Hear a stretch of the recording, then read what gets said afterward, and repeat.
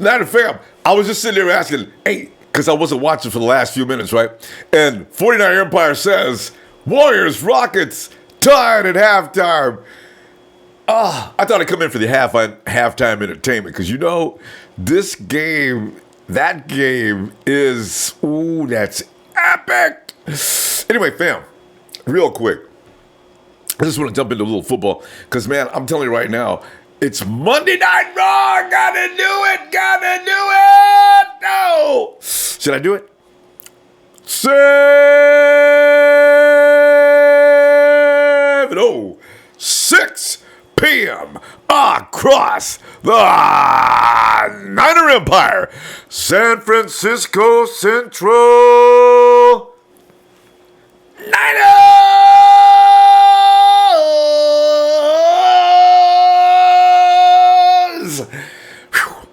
Fam, it's a good night for Monday Night Raw because the first thing I do is I get up and I check everything out like I like to do. There's Pete Prisco. I'm starting to develop a thing about Pete Prisco. First of all, he ranks us down at 22nd as far as teams in his power ranking. So I said, okay, Pete. That's all right, man. We ain't proved nothing yet. Season just started. Your power ranking is probably worth no more than anybody else's. Then he comes back, though. Dude ain't done yet. Comes on back in with 49ers, the Rams. It's their division to win. I mean, it's the Rams' division to lose. And the guy says, well, Pete, I mean, you don't think the 49ers will even come? No.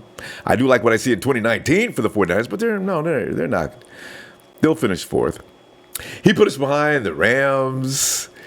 Well, that's everybody does. But he put us behind the Cardinals, the Seahawks. Pete, this whole program is dedicated to you. And Pete, by the way, I will be continuing to communicate with you as I have been on Twitter. I get myself into trouble every year I do this. I go after NFL analysts and guys that have a Twitter account. If you're really that bad, you should have a Twitter account because we can find you. So, I like to go tell them, hey, dude, but they've had me for the last 3 years, actually. So they're probably waiting for me to start. But this year, fam, it's our year. We can start this year.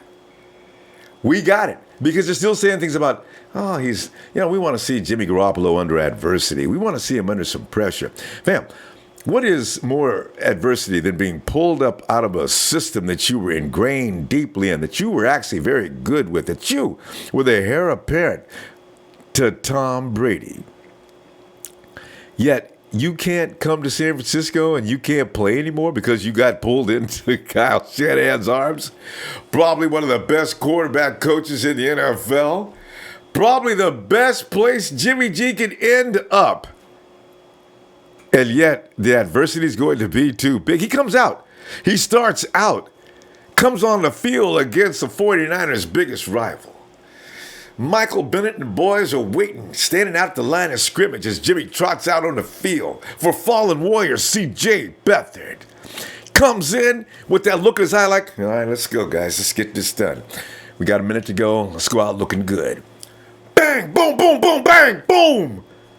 TD. As we sat there with this and thinking, what was that? Who is this guy? That's Jimmy G. What? Damn! So you see, since then, it got better. If you can imagine, the following week, we go on a vacation. We come back, go to Chicago, Jimmy's hometown. Makes no difference. The Bears are going down in this thing.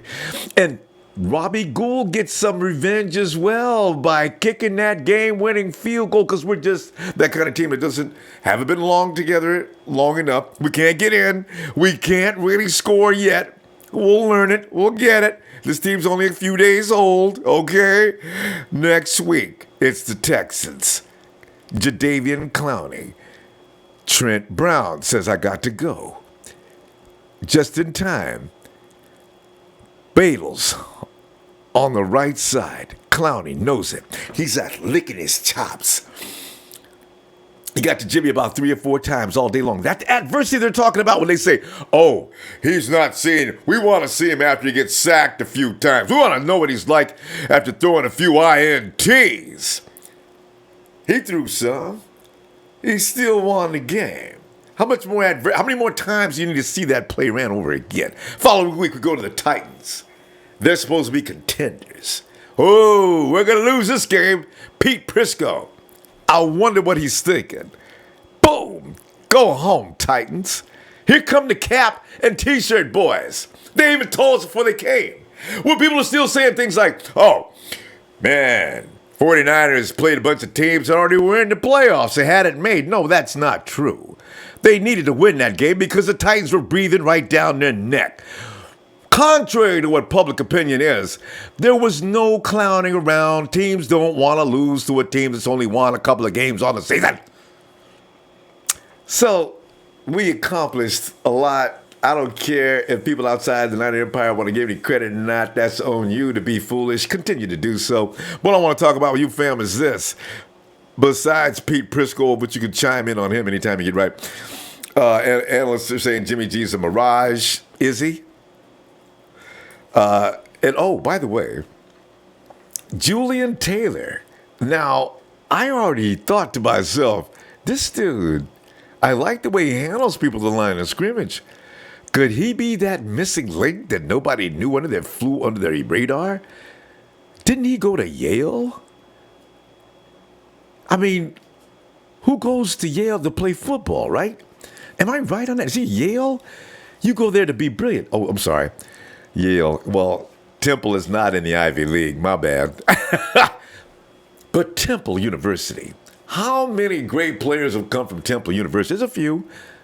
If I'm not mistaken, didn't Calvin Hill go to Temple University? At any rate, it's not a factory for a lot of NFL players or stars. Julian Taylor with 2 L's. And that Julian, by the way, he's on our team now. He's impressing people. I first saw his film. I says, interesting. But the conference, does he get tested often? I don't know. We'll see. I can't wait till preseason. He's one of the guys who got me thinking, ooh, mouth-watering time. I got to see this guy. And fam, the weaknesses on this team, if you care to discuss them, do we have any? Yeah. What are they? Probably not. Well, according to the media and analysts, it's not what we think. But hey, I'll go to the phone and check. Hey, let me see. Should I say hello here? Oh, 707. You're in Santa Rosa. Come on in, Santa Rosa.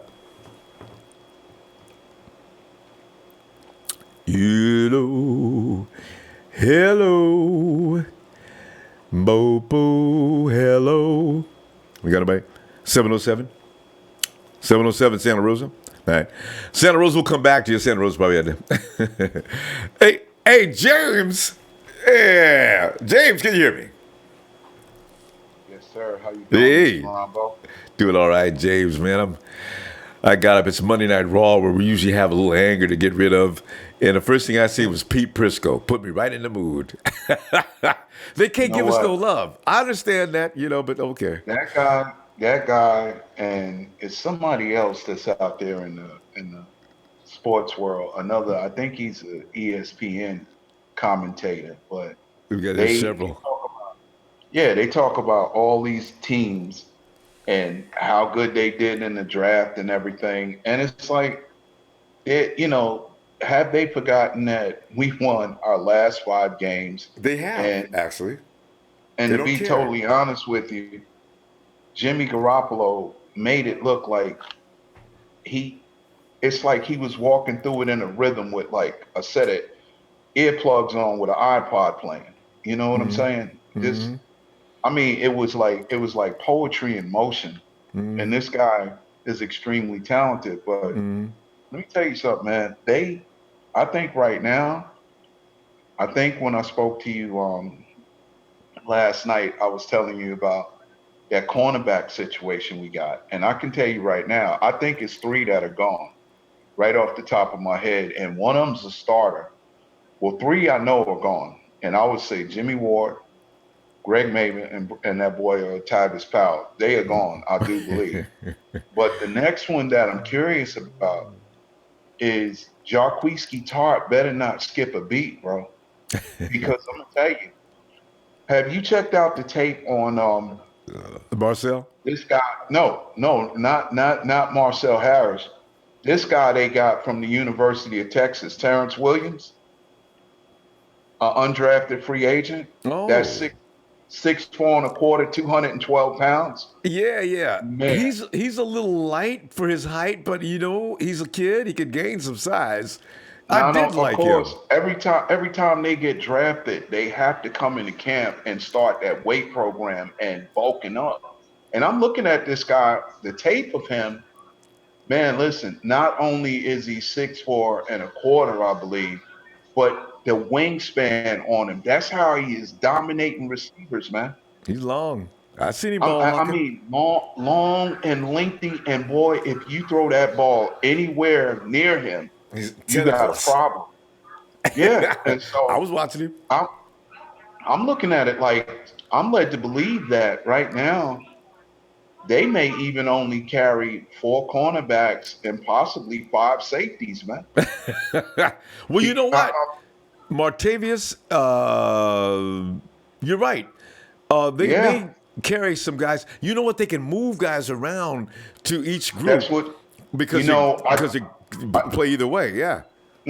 I do believe that in that type of that defensive scheme, you could actually run three big safeties and dominate the line of scrimmage from that back end because you've got those ultra big safeties, and then you got a corner that's over 6 foot. So I could really see it happening, but I mean, there's so much depth at safety right now. I do believe that maybe McCoyle, and I do believe that maybe even Chancellor James, because of the injury last year, and basically hasn't really did a lot because I'm looking at what they did to Jimmy Gilbert, and I think that James might be a victim of circumstances as well. You know, him and McCoy, because why are they bringing in all these long, lengthy safeties? They're not paying them just to try them out and see what they got in them. That's they fit the size mode. You know, they've got actually requirements for the DBs. We Yeah. got a couple that don't. There's safeties and guys that want to put in a slot, but everybody else has got to be long. And I'm gonna tell you, I really think that with the DJ Reed situation, I do believe that Reed may actually audition as a corner because the thing about Kwan Williams, I don't think has ever been hurt since he came into the NFL. He started every game Well, he missed that the he was. last year. He missed a couple because when we had to have Hall in there, I Yeah, think he yeah, was out yeah, two yeah. games. Yeah. But he is such a. I mean, it's really that's like I don't know how they wind up getting rid of Kwan Williams. I just don't. I think Don Jones may be let go, and I do believe that Ward, and them other two I mentioned, that Maven and Powell, they can start looking for jobs at Hardee's or something because I don't think they can be there, bro. I really don't. And even with the safeties, I mean, Tart can't skip a beat, man, because Jarquiski Tart is only like what 6'1", I Yeah, but believe it is. But but you know what? He's so established now that he ranked in the NFL last year. I wouldn't say his job is immediately in jeopardy. He's going to start, but you know, the guys you're mentioning though, their mhm, versatility, like you say though, it could put them in the yeah, cornerback crowd or the safety I'm trying to group, tell you. and And yeah, and this is the thing, they can be extremely. I've said this before, and I've watched football for quite a while. I mean, since the early '70s, and I'm telling you, whenever a team had an outstanding secondary, that's how you and win. they knew how to play the schemes right and knew how to get the right position on receivers. Yeah. All it takes is one interception by that quarterback, and believe me, all they're going to do, they're going to go into running the ball and trying to throw little quick over the middle passes, which if you've got great linebackers, that so Like we far we're do. looking at. We do have some, and I can guarantee you those receivers coming across the middle for those little like quick little check This down, is like boom. cutting back across the grain, coming off from the right side of the quarterback and running straight across the middle. You're That ain't going to gonna get maybe work. one or two opportunities. And I can guarantee you, when you meet a number 56, you're going to tell the quarterback, look, I'll tap out before you make me run that play again, man, because I will not be in the league long if you keep me doing that. Not for this season Footsteps. anyway. And then with Fred Warner, him, and then I'm actually starting to envision Warner, Foster, and Smith on the field at the same time. Hey, listen, Now, you know what's so funny, James? Because that is a projected lineup by I'm trying to BLR. tell you, Yeah. I'm trying to tell you right Poor now, Malcolm. and I'm gonna tell you, Malcolm stopping that run is superb at it. He Yes. ain't that great in pass coverage, Not at all. but he is superb in stopping the run and Yeah. shutting down like a tight end trying to like come anywhere like right off the offensive line to like turn and do a curl. He can cover that. Yeah. He can really James, cover that. so we're Yes, sir. gonna have to stop there. But listen, James, I agree. But it's a passing league, like you say, though, and man, Yeah, yeah, Malcolm's man. time could be up. But we're gonna have to go. Tell you what I'm gonna do. I'm gonna look for you to. Hey, dang, it's today. Yeah, hey, today's Monday. James, let me see you tomorrow night, man. All right. All right, man. Be blessed. Love what you do, man. Niner Thanks, Empire, James. Niner for life, man. All We'll right. talk. All right, James. Always good stuff. Let me. I saw some things that I'm really enjoying. Here.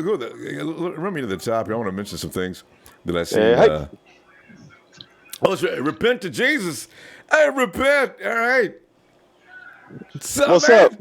Repent. What have I got there on the screen? Oh, I thought I saw a picture of repents on the streets. He said, all right, repent. Are you walking the dog right now or anything like that? Oh no, man! I got all three kids over here at the Oh, yeah, park with the right now. kids. All right. I Yeah, couldn't see the yeah. kids because they haven't got the height yet. But so I just see And repent. they're there. Oh, there I see the little girl now. Hey, little funny nanny. Oh. Hey, repent. man. Are we still working on the Niner yell? Because the girls should be ready in a few months. Yeah, we're still working on it because one of them's really shy, Yeah. and the littlest one, she's still learning how to get those words together. So, I'm gonna need All some right. time on that, man. All right, But no problem. hey, man, but you'd be surprised, Rambo. I'm out here actually. I'm doing routes with the kids. I got the football, and All they're doing right. nice post routes for me, throwing them deep. Yeah. All So right. yeah, I know, man. It's fun, man. So what we talk about tonight? I see you posting the Niners stats of last year. Yeah, see, because I'm, Pete Prisco, man, I'm clicking on this. I'm going to stop watching CBS because he's never going to say anything nice until the season starts, right? So Pete's sitting there saying how the 49ers will be doing, and Jimmy G we've not seen enough yet. He's got to prove something to me. I said, Jesus, Pete. And you got Danny Cannell sitting next to him saying things like, Danny Cannell's on another program. Pete, this is all CBS. Danny Cannell saying, well, I really do think the Rams firmly have that division under control. And I do see the 49ers battling for third and fourth position. Well, who you got for second, Danny? As if I didn't know. The Hawks, right? Oh my so gosh. you see, I am. The CBS is just going all out. Every year we get at least one network. It's usually ESPN, but you at least get one or two networks that love to stir the pot in the Niner Empire. Just get them all worked up, So I said, okay. And also we're talking about one of the biggest weaknesses on the 49er roster this year. And anything else you want to add? Oh yeah, man. Well, I think the biggest thing that I'm mostly concerned about is injuries. But as far as weaknesses, I mean, I'll be honest. I'm afraid it is going to be maybe the defensive pass rush. So Because that looks obvious. yeah, I mean, to be honest, I want to be more optimistic about that though. I mean, and as far as weakness, I'm also, we also got to compare it to some good strengths, you know. So, you know, the 49ers offense is going to be, I think, you know, obviously a strength. And, but like I said, if the 49ers secondary is, you know, healthy and you got Sherman playing back there, man, then that's obviously going to be not just a strength, but it's going to be a high strength to where the defensive line obviously is going to be most noticeable. So, but I will tell you this, Robert. One of the things that I'm very happy about that, you know, any defensive minded person will tell you is that we're able to at least stop the run. You know, so I'm very happy to see that. Trust me, you know, as you know, last year, man, we were getting, or the year before last year, you know, before Reuben Foster came on, man, we were getting ran on like crazy. You know, so I know. It's that just that to me is it's one of the most disrespectful things the offense can do is just run all over you, you know. So, no fear. you know, so but I mean, I'm really feeling good about the Niners defensive line. Mostly, to be honest with you, mostly because of the secondary that's going to have that. It's going to be able to hold those receivers a lot more. So, Quarterback you won't know, be able to throw out there as quickly. Yeah. you know, Repent, so though. Repent. Let me remind you, though, we've got a new kill Cracker Jack coach named Chris Kiffin, and I got a feeling we're going to see a lot of difference in that defensive line this year. absolutely, I think so too. I mean, to be honest with you, it's like, you know, we're only looking at it from a distant perspective, you know, meaning nobody stepped on the field yet. You know, we haven't seen this secondary together yet, you know, so I definitely think there's a strong possibility that it's, you know, it's going to be hard to find a weakness on this team, you know. So See? you know, so I mean, I seen that, you know, you were talking about the, you know, McKinnon or the running back position being a weakness, you know, but I really don't see that, man. I I mean, don't either. Kyle Shanahan, you know, is going to be able to use these backs, you know, and I'm sorry, but I mean, I was one of those guys too, you know, coming out the backfield that was supposedly undersized, man. But I mean, you know, with that quickness and agility, man, it's super hard to contain that. So, Yep. you know, I mean, I never even thought that Darren Sproles was going to do much his first year entering the NFL. And then I was like, holy moly, you know. Hey, do you remember when was it Sproles Yeah. when he played against the Niners in the playoffs, you know, with the Saints game? That dude, man, every time he stepped on the field, I was like, Did I it was scare you? scared, man. Freaked me Every out. time. Every I time. mean, Oh. you know, it's like because he just had the ball, you know, he caught the ball off the backfield, and then he would just run past the linebacker, you know, scatter around the safeties. He would just be like, how does he do that? You know, so Quick. you know, there's opportunities for sure for the running backs to be able to make a big difference. But before I go, Ronbo, I mean, I will say this, man. I'm glad you put the stats up on the Niners' offensive, you know, standing and the defensive standing. The Niners, I can't even believe they went number 11 with only having Garoppolo for 5 games.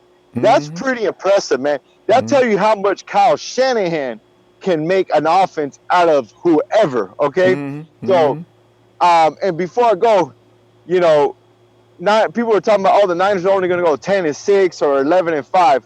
How about this, man? If we had Garoppolo the whole year last year, okay, we could have easily turned those 5 close games into wins. Okay, and guess what? That makes for an 11-5 season. So what do you think is going to happen this year with a better defense, better offense, better protection, better running backs, and most of all, Rombo, better fitted players for the system? All right. It's going to be a major difference. So, See that? it's only The we're gospel so far away, truth. man. Yeah. We're so far away, but it's all good, you know. I mean, but the thing is, like you said, you make all these improvements and adjustments, and you still can't beat the Cardinals or the Seahawks, whom we barely lost to last year. And they've made like what? How many improvements? The Seahawks have lost people, yet we can't beat them. What? It don't make any difference. I don't understand. So You know what? The NFL is great for being bandwagon. You know, and the analysts, they won't talk about a team until they're great. Then they'll be like, oh yeah, this team's unstoppable. But they're not going to come out and say it, you know. There you go. Yeah. It's perfectly put too, Repent. Let's get back to the kids, and by tomorrow they should be able to do a button hook smoothly and also cover 3 defense. Because you got how many? You got 3, right? I got 3 right now. I know. There you go. I'm looking around. I'm like, where are they? You know. So, okay, Repent. just kidding. Don't lose the kids, Repent. Find them. I'll see you tomorrow. All right, Ronbo. Oh, See you, man. repent to Jesus. Yeah. All right, fam. Hey, there he is, Kenny. Let's get this party started right. Shout out to the Hit Squad, Heart Foundation, TNT, Nighthawk Fan Club, and Ronbo Sports. Go Niners. Yeah. We got here. Is that right? It's the Hawk. The Nighthawk with my favorite hat on. Nighthawk. What up, Rambo? What's going on? Hey, man. Just sit back here doing the Monday Night Raw thing. Wanted to give a holla to Pete Prisco, whom I think is really ridiculous. Him and Danny Cannell. But Nighthawk, let them talk. Jimmy G has not done enough to prove anything to anybody at CBS. And we still are not better than the Seahawks, the Cardinals. We are a 4th place team until we prove otherwise. Everybody else is better. That's okay, not us. So Nighthawk. But you know what I heard on they said that on the draft they get a draft grade already. They said the front house got B-. I heard about that. And then it said Cardinals got A-. Yeah. The Rams got a B, and then Seattle got a C. And the Rams didn't even draft anybody until the 7th round. I didn't even get a high grade for not having done nothing for the first 6 rounds. Okay, that's fine. No big deal. Let them talk. Seattle got a C. Got a C. Yeah, and didn't do anything for the offensive line. So how they didn't get a D- is just absurd. They got Rashard Penny. You needed another running back. You got 4 now. 5, actually, when I counted the other day. But you needed to throw another one in, but you don't need another offensive lineman. Go Hawks. Yeah, I don't care. That B- don't mean shit. They're going to give for another B-. You know what? It'll come back on there. Hey, I guarantee it will. But Jimmy G, Nighthawk, when you look at Jimmy G, do you see the potential for failure? Or do you see somebody who's probably going to go up and up? He's going to knock everybody out. Yeah. It will, that'll be put to the test soon. I don't know how you win 7 games to start your career, but yet you're unbelievable. What do you have to do? I guess if you win 10 in a row, well, we've not seen him lose yet. We don't know how he's going to bounce back from a loss. You know what? Last year, if he had him, he could have won, I bet you, 11-5. Well, especially if you just started at the beginning of the season and learned the playbook, it would have been ridiculous. True. Yeah, so trust me, they're going to do something this year. Mm-hmm. We're going to kick the Rams' ass, Rams' candy asses. We're going to beat the Seattle candy asses and the Cardinals candy asses. Yeah. I love the way he's made them candy asses. Don't you love Oakland. And Oakland. The Raiders, boy, I tell you, I can't wait to play them too. I just want to see.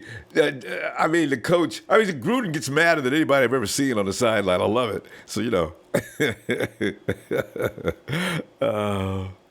Okay, Rambo, I'm out. Go Niners. Nighthawk is out. Yeah. Thanks, Nighthawk, for coming in, man. Oh man. All right, let's see. It's the Hulkamaniac. Hulkamania. What's going on, Rambo? Oh, Hulk, man. You know what? Pretty soon, 49er fans are going to have to stop reading social media, sports media. I think they target us just to get our attention. And it works for them to get clicks. The best way to get a man to click your whatever, say something to piss him off. And they're getting good at it. So I warn everybody Niner Empire, don't fall for it, man. They're just trying to piss you off. They know they're lying. They're saying things that make no sense. But Hulk, what's on your mind tonight? Weaknesses, Jimmy Garoppolo, is he potentially an upside or is he a fluke, mirage? And our record this year, are we worse than the 13-3. Cardinals and Hawks? We're going to be 13-3. We're going to the Super Bowl, Ronbo. There you go. There you go. I like that attitude. Because I really do. I was talking to Tyler. I was talking to 123 Kid or whatever his name is. He's CM Punk currently. He's changed his ABC name. Kid. Oh yeah, CM Punk. There you go.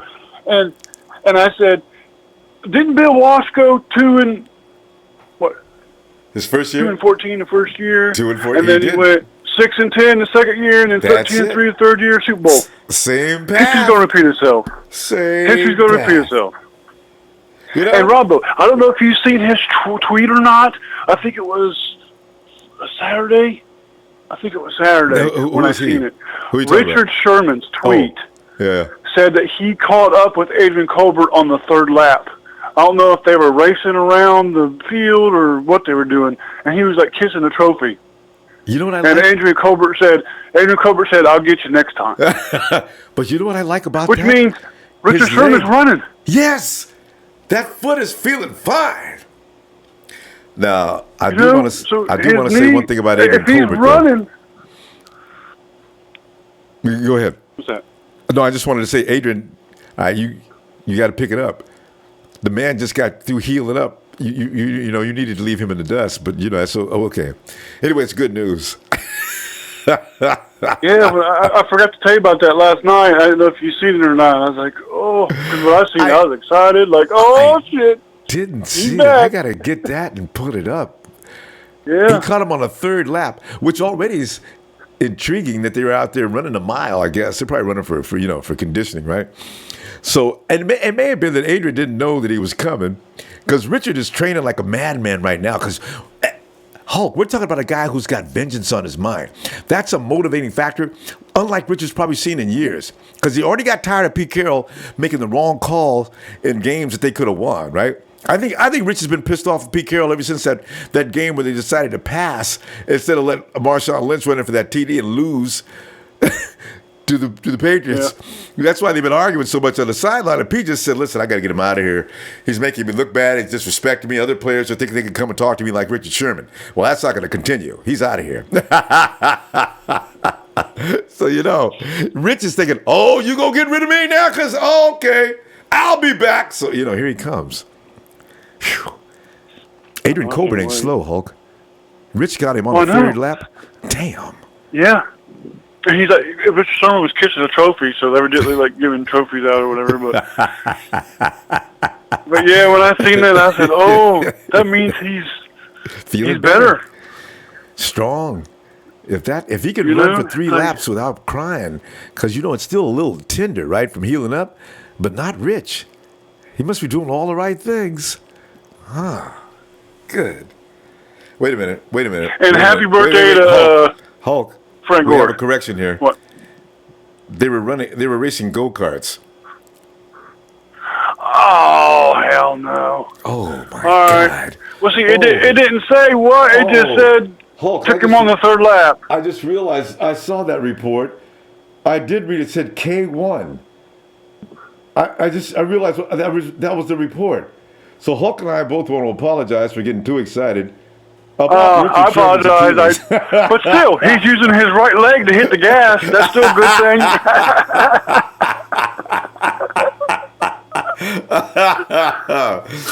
Hey, you never know. Oh, Rich is like taking it easy on that foot right now. But here's the thing, Hulk. He had some kind of heel spurs and things removed from one foot. That may have been holding him back a little bit too. Now that he's got both feet cleaned up, you can look for Rich to start catching Adrian Colbert on the second or third lap anyway, at some point in the near future. How about that? Well, see, it didn't say nothing about go-karts that I seen. It just said he took him on the third lap, and I thought they were running, and I was getting all excited for nothing. I'm sorry. I think K1. I think K1 is his. That's the name of the facility. So but it's no big deal. Okay. Sherman, he said he'll be ready. He's got all kind of incentives in his contract. He'll be ready. And I'm a little ghost man. You didn't have to ruin the party by telling us the truth. God. She's been having a good time correcting us. Oh, man. But anyway, Hulk. Hey, Hulk, are you seeing any glaring weaknesses on this roster, man? Because, like, that seems to be the thing that people are getting into right now. Because they already know we're strong in several positions. I think our pass rush is going to be fine. But my question is, when they bring somebody in, what do? Do they interview them? Do they have them go up against offensive linemen to see if the defensive lineman can do anything? I mean, what do?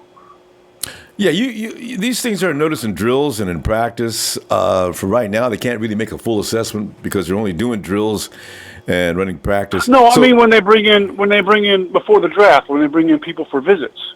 Oh. I mean. Like, you know what? I wish I knew what they do to them out there. What do they do? I mean, do they say, here's Joe Staley, get past Joe Staley?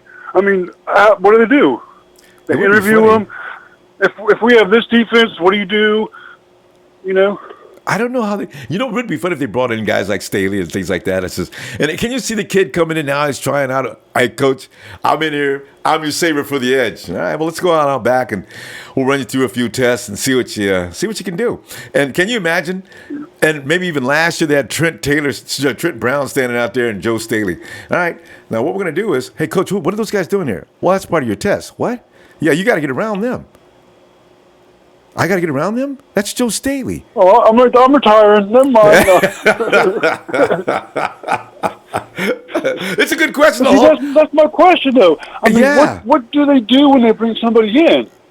That's a good question. Because evidently nobody in the draft, Well, they look at film from what they did. I mean, they look at film from what they did in school. There's no way to really fully assess what they're going to do at the pro level, though, until after a few weeks in camp. And that's why you have the roster cut down at the end of the time period, and they come down to 53. But that's a pretty good question. Hey, anybody tonight, if you're calling in tonight, please address that. I'm dying to know exactly when they call guys in like they do all season long. And I could see, hey, Hulk, during the season, you can call guys in off the practice squad and make them help with the testing. But right now, what are they using? Good question. All right. Hulk, we got to go. I'm going to look for you tomorrow, man. Maybe we'll have an answer to that question tonight, though. All right? All right. Go Niners. Yeah. All right. Hey, where's Lil boy? Lil came in here and I'm Lil Ghost, man. Boy, we were having fun with that, too. Hey, is that Mark on the phone? Hey, Mark! I'm with the man, the myth, the 49er fan, legend, Ronbo Sports. What's going on, Ronbo? You, Mark. Hey, fam. Hey, Ronbo, I got something I want to address the Monday Night Raw. Yeah. Hey, what was that Rams fan that called in yesterday? I missed the whole thing, but I listened to it today at work. If you see the chat, the guy talking major, you know what? His name is Golf Owns the Santa Clara Empire. And he comes in with a name to antagonize. Is it Rudy or what was his name yesterday? Yeah, well, Rudy's his other name, yeah. All right, man, listen. I just think I gotta let me check this out, Rambo. Bear with me. Give me an extra 20 seconds. Okay. I don't want to call him out, takes one to know one in this situation, and I'm just going to say the word is blank, and we'll fill in blank at the end. Okay. I'm blank as hell, so I don't want to offend anybody. So if you go into a bar or a group and you run in there, you're like, damn, all these people are blank. I'm not with that. Let me get out of here. Yeah. So you stay, and then you start talking to these people about being blank, and you don't like blank, so you just start talking shit with them. And you weren't raised that way. You weren't raised that way. But you come back to the same blank place, and you like to hear them talk about all these blank things. Rambo, I mean, wouldn't you question a person who's blank?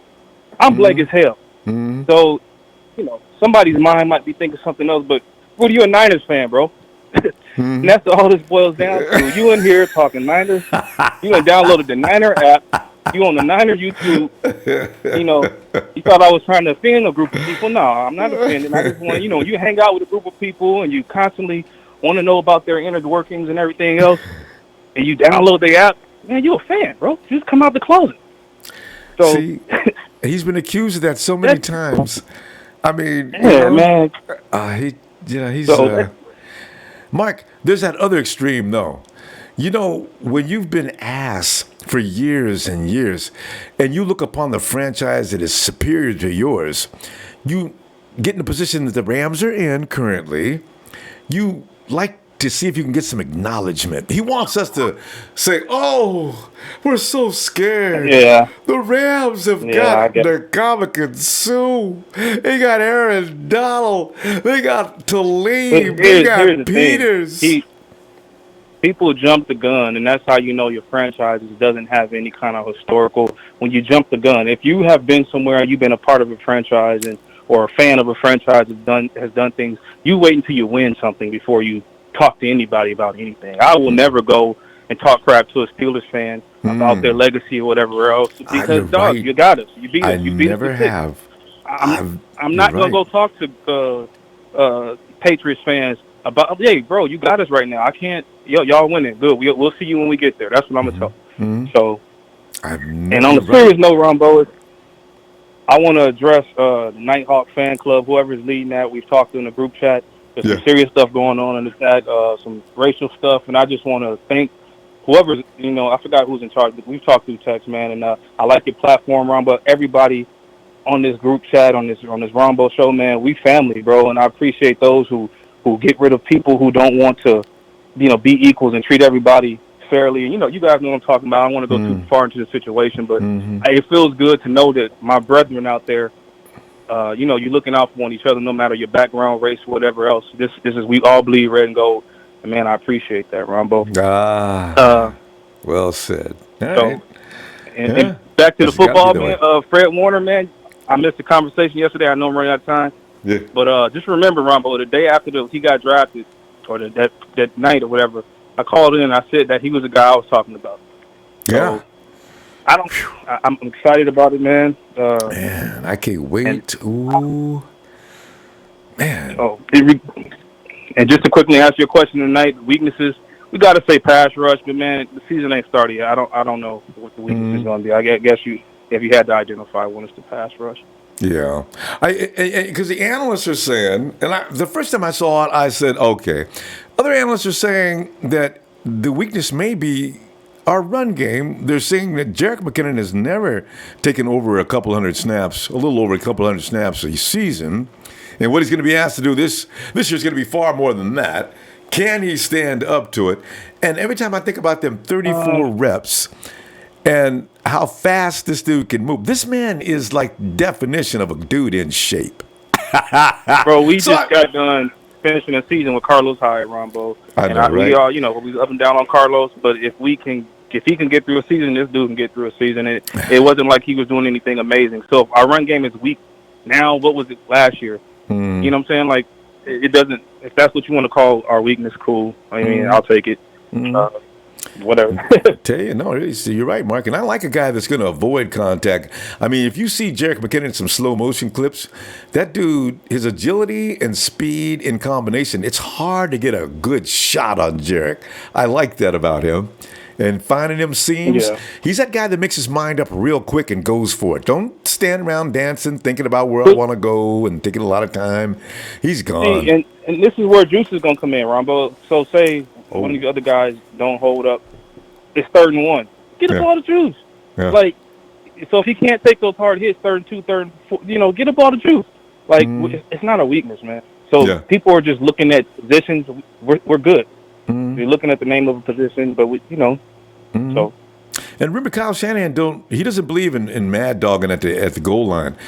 He'll make you look foolish. That play in the last Super Bowl, I got such a kick out. I don't know how they got to draw all that attention in the middle. I've seen Carlos do it once or twice, but I mean, Devontae Freeman suckered him that was so pretty. He took a jab step forward. His other foot was in a position to pivot him the other way because Devontae can spin on a dime and get out of here, right? He shot to the left, ran in the end zone. All the defense, you know how that run, Mark, where you pull it up and look at it?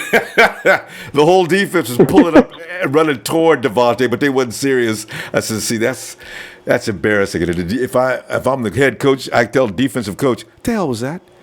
No, really. Don't walk away, please. Come explain to me what just happened. We're going to be good, man. I mean, we're going to have weaknesses, Ronbo. I know it's time to go, but, man, I wouldn't every team. Name one that doesn't have one. So no, I know. We good. There man. you go. There's the bottom line. What team doesn't have a weakness? Right. Mark, been a long time. All I'm right, glad to hear you again, fam. See you tomorrow. All right, I'm listening, man. Work is crazy. I know. I'm listening though. Yeah, and you also got the little one you gotta give some attention to. Do not neglect children. Yep. All right, fam. Yep. Talk to you later. All right, Robert. Yeah. See you. And hey, let me answer that question because Coach has got the answer up there. Because there it is. Coach T says the preseason for final evaluations against live action, but not against their own guys. They do some minor scrimmaging, offense versus defense, 7-on-7, 9-on-7, and a little 11-on-11 as well. Yeah, I knew about those drills. Yeah, hey, Coach, these I think we kind of knew about. What goes on, though, after that period in the season? Let's say, do they use a practice squad? Because right after September, if you'll notice, John Lynch has still got this parade of people coming in, usually defensive linemen, as he did last year, and cornerbacks. He's got this parade coming in all season long. When he takes them out to test them out, is he using practice squad personnel? Or I you know what? That's my guess. It probably is, huh? But confirm that for me if you know for sure. Hey, it's that time. Everybody together. Spell it. O-Y. A. Don't put that O there. M-E-A-N. And then say, years old.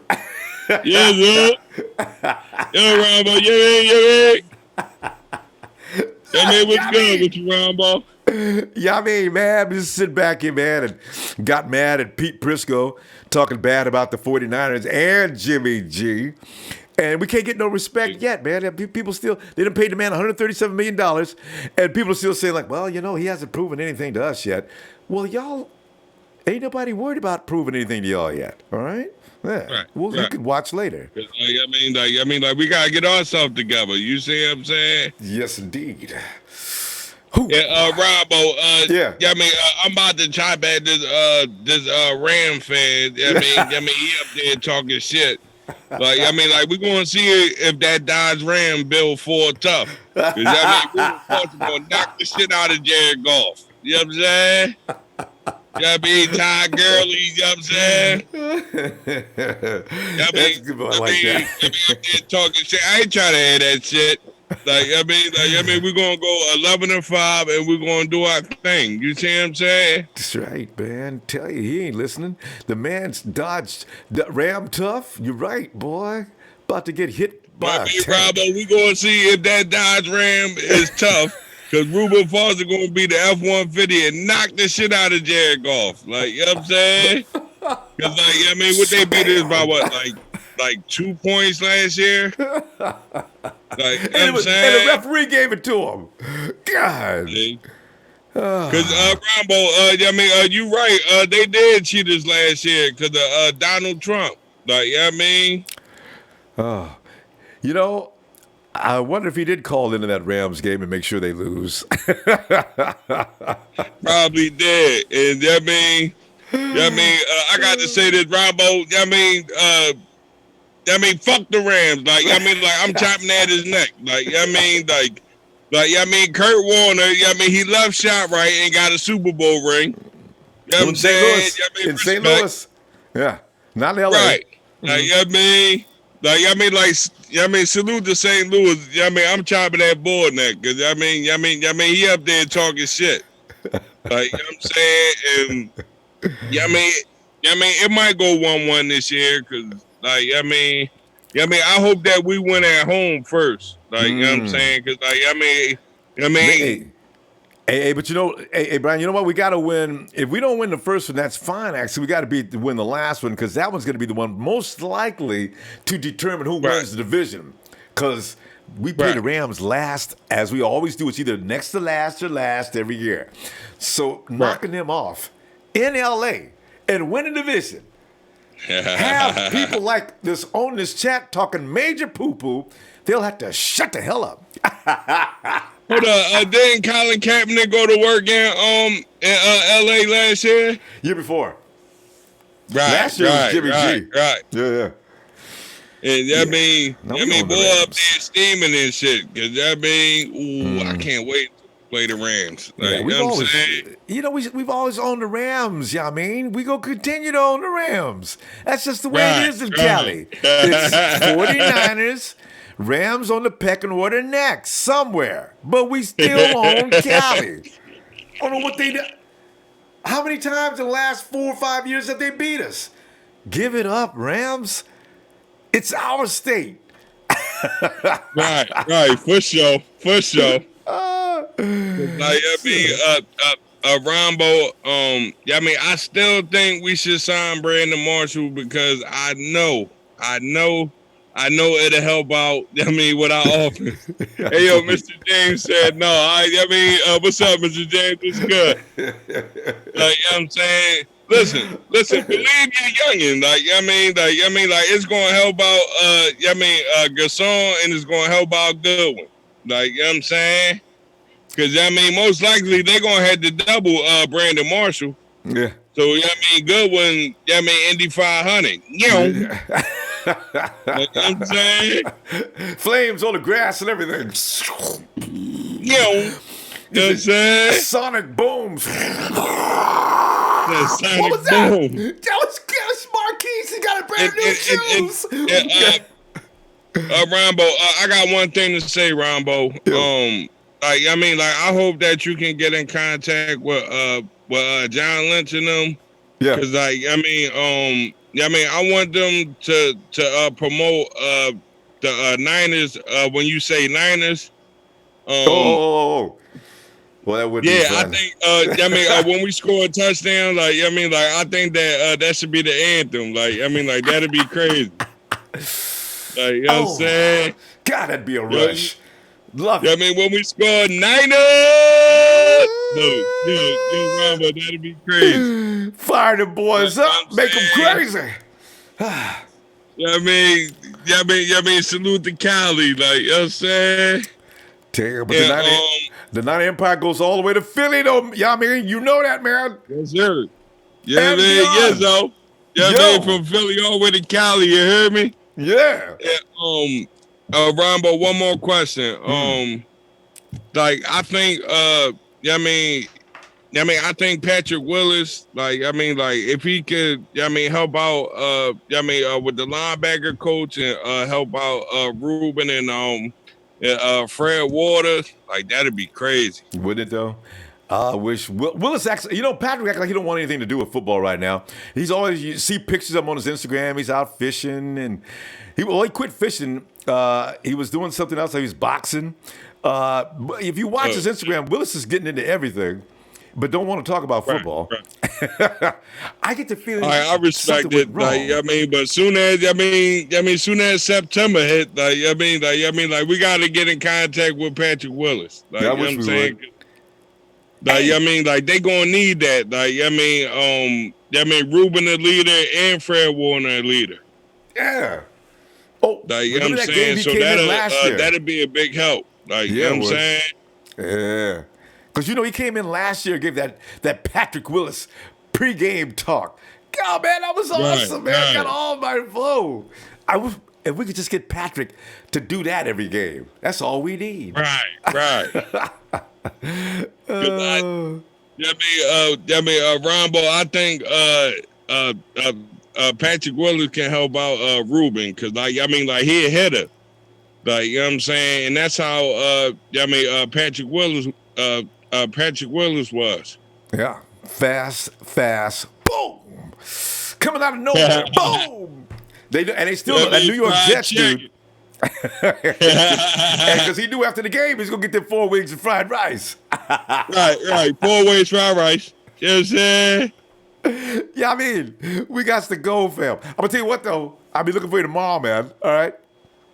All right, Ronbo. Love you, Ronbo. Salute to the 90 Empire. All right, fam. Yeah. Oh, man. All right. Hey, there's my answer. Coach, don't know if 49er fans know this or not. The Atlanta's main running back, Devontae Freeman, is 5'8". It's true. 206, even smaller than our Jet. Everyone knows he's a beast at running back, including pass. Yeah, Let that sink in. See, this is why Kyle knows what he's doing. Also, the other question. Yes, they use practice and second, third stringers on the roster during the season and refer to them as scout players. Yep. And you know, a lot of us don't know the full extent of what scout players mean. Now, I always thought as being guys, scout team is a team that, you know, that tries to resemble the team as much as they can, the team you're going to play next, and the coach will set up their schemes and do things to you like they expect that team to do. So, yeah, they bring players in to help out with that and test guys out. And, you know, we've had a few guys come in that failed, so I guess our scout team can be pretty rough. I mean, how many guys came in and the 49ers never called them back again? Scout team beat them up. Can you imagine? The guy goes around telling everybody, man, tell you what, man, if the 49ers call you in, don't go in there half-stepping, man. Be ready, man. They put me up against a scout team. I don't know what the difference between them and the first string was, man. Dang. Hey, oh, yeah. Freeman had 1,000 yards rushing plus 500 yards receiving in Kyle Shanahan's season in Atlanta. Jet can resemble those numbers. Hey, Michael Rapina. Mike. Ronbo, what's going on? Hey, Mike, man, just, I tell you, I'm warning people to stay away from Pete Prisco and CBS Sports. You know, Pete makes you want to try to find a way to jump into your screen and get on that panel with him. Pete, let me explain a few things to you before you assume this and that. I used to watch Pete all during the season every week for some reason to torture myself as he would make his weekly predictions one game after another. And he made several jokes about the 49ers, even going into the last 5 weeks. I was having so much fun with that. Because Pete made a mistake except every game except for the last two. He said the 49ers, I got to give him credit. Pete did say the 49ers were going to beat the Jags. And he knew they were going to beat the Rams. Dang it. I can't hate him like I want to. I forgot about that. Okay, Mike. I'm done. I started thinking as I was talking there. My mind got crazy. All right. No, that's great, Ronbo. That goes right into it. I mean, I think a lot of people right now are thinking that Jimmy Garoppolo, like you said earlier on your on the site, is Jimmy G a mirage. No, Jimmy G is not a mirage. Oh. We've watched him consistently carve teams up with his poise, with his precision, with his field vision. This guy's got it going on, and nobody is giving him that credit yet because he doesn't have enough time behind him. But we all know it's coming, especially now when you've added weapons to the arsenal. I mean, you look at the weapons they've added, and we talk about Jerick McKinnon, and I don't look at Jerick McKinnon as Devonta Freeman. I really don't. I look at Jerick McKinnon more as a Tevin Coleman type, a one-cut, and he's up-the-field type runner, which is perfect for this zone running scheme that they're doing. You got to have that first cut. You get that one cut, get through the hole, and explode. And McKinnon is a home run threat. And in the passing game, he's phenomenal. I was watching an old 49er game a couple days ago, the Titans game, and I was looking down at the bar on the bottom where they got the stats and stuff, and I see Jerick McKinnon. I can't remember who the Vikings were playing, but 7 receptions, 116 yards. And I'm thinking to myself, here we go, baby. Oh, he is special. I do love watching him. I watched a few, a long time the other day. I was just watching because I wasn't really fully aware of what he's capable of. He is going to be amazing. You're right.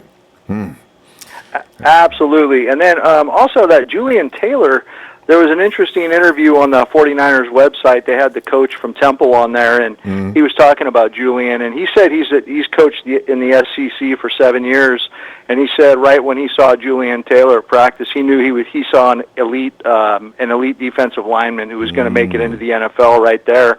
He said he knew right away, and I mean, when this kid started off, he was only 220, 230 pounds. He was a defensive end, and he just gained weight. He kept adding muscle and building his body, and he got bigger and bigger. And by his time he was in his senior year, he was the most dominant defensive lineman that was on the field. He's got excellent leverage, excellent strength at the point of attack, explosion. I mean, this coach had nothing but great things to say about Julian Taylor, so I'm kind of fired up about that. I think our interior could use a boost like that, you know? I agree. I like Julian Taylor. And he spells his name with 2 L's. That already had got my attention right away. And then I seen him play and how he handles at that line of scrimmage. Offensive line would come at him, and all of a sudden they were halted. He would put him where he wanted to. As he's peeking over the guy's shoulders, he's seeing which way that running back's going to go. He anticipates which way. He throws the offensive lineman in the direction that he wants that running back to go the other way. I said, look at this guy maneuver that line. He said the offensive line's coming this way. Julian wants to, I guess, whether he wants to go right or left because it depends on what's going on either side, right? Shifts the offensive lineman, shoots the gap. I said, look at that. I said, I realize he's at the Temple, but that was an awfully good technique. You can use that technique no matter where you are. So, yeah, I like him. It's that extra L.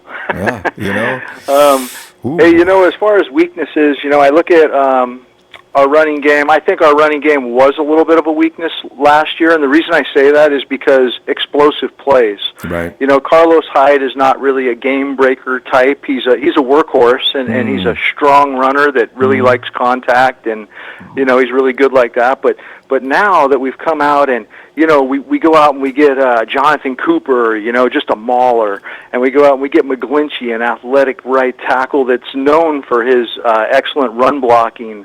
And, then you got McKinnon, like we talked about, and then you got Breda back there still. And now we're wondering about the reemergence of Joe Williams. What's he going to do, because all that excellent tape that we saw in college of Joe Williams, and where is he going to land? I know he's 3 right now on the depth chart, but, we'll see what happens with him, I think the running game is improved from what it was last year. I think we're going to see more explosive plays out of it. Game-breaking plays. Oh, and there's another guy. If he gets out in the open, he's gone. You're not catching Joe Williams from behind. Exactly. And one other weakness, we talked about the pass rush already, and the pass rush, I don't know what to think of that yet. We'll see what happens with Jeremy Atauchu and Cassius Marsh and Peta T. We'll see what happens with all that and how that shakes out. That's all going to be kind of a question. That's the biggest question mark in my mind is, even with the defensive line improving, how are we going to do on that outside edge as far as, getting pressure? And the one other weakness that I saw last year was the red zone, just not getting it done enough in the red zone.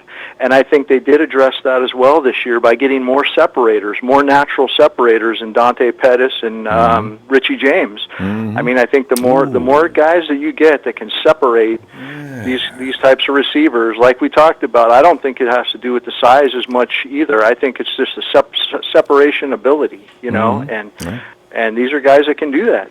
Yeah. And if you just want size, then put George Kittle at the base of that end zone and throw it up then. Because we've seen George's athleticism, and if I need a big man, I want a big, strong guy that's going to be hard and can box people out. I don't want a wide receiver to go out at 6'5", 6'6", 6'4", whatever, weighing 220. He's liable to get his butt beat. So I'd rather have, if I'm going to use big, give me the big guys. Even Selleck, who's a master technician at using that size of his, and get him the ball. If you're going to go that route. But separation to me is key. I agree. Absolutely, Ronbo. Hey, and a big shout out to the Dubs. They're up 103-93. We got 4:45 left here, so I'm liking the Dubs right now. And I'm reading the chat here. Somebody says, "There you go." The Rockets are all about gimmicking. Warriors put an end to that right now. See, it's all about the playoffs. The Warriors says, "Man, there's no point getting hurt out here working this hard with these guys during the regular season. We'll see them later." All right. That's it, Rombo. Is this? Wait a minute. I think I got something here from Big Show. He says, "Can I get a kudos from Mike Rapina after he bit my head off after suggesting offense in the first 2 rounds in the draft? I got him to do. Wait. I got him to do his first installment. you know,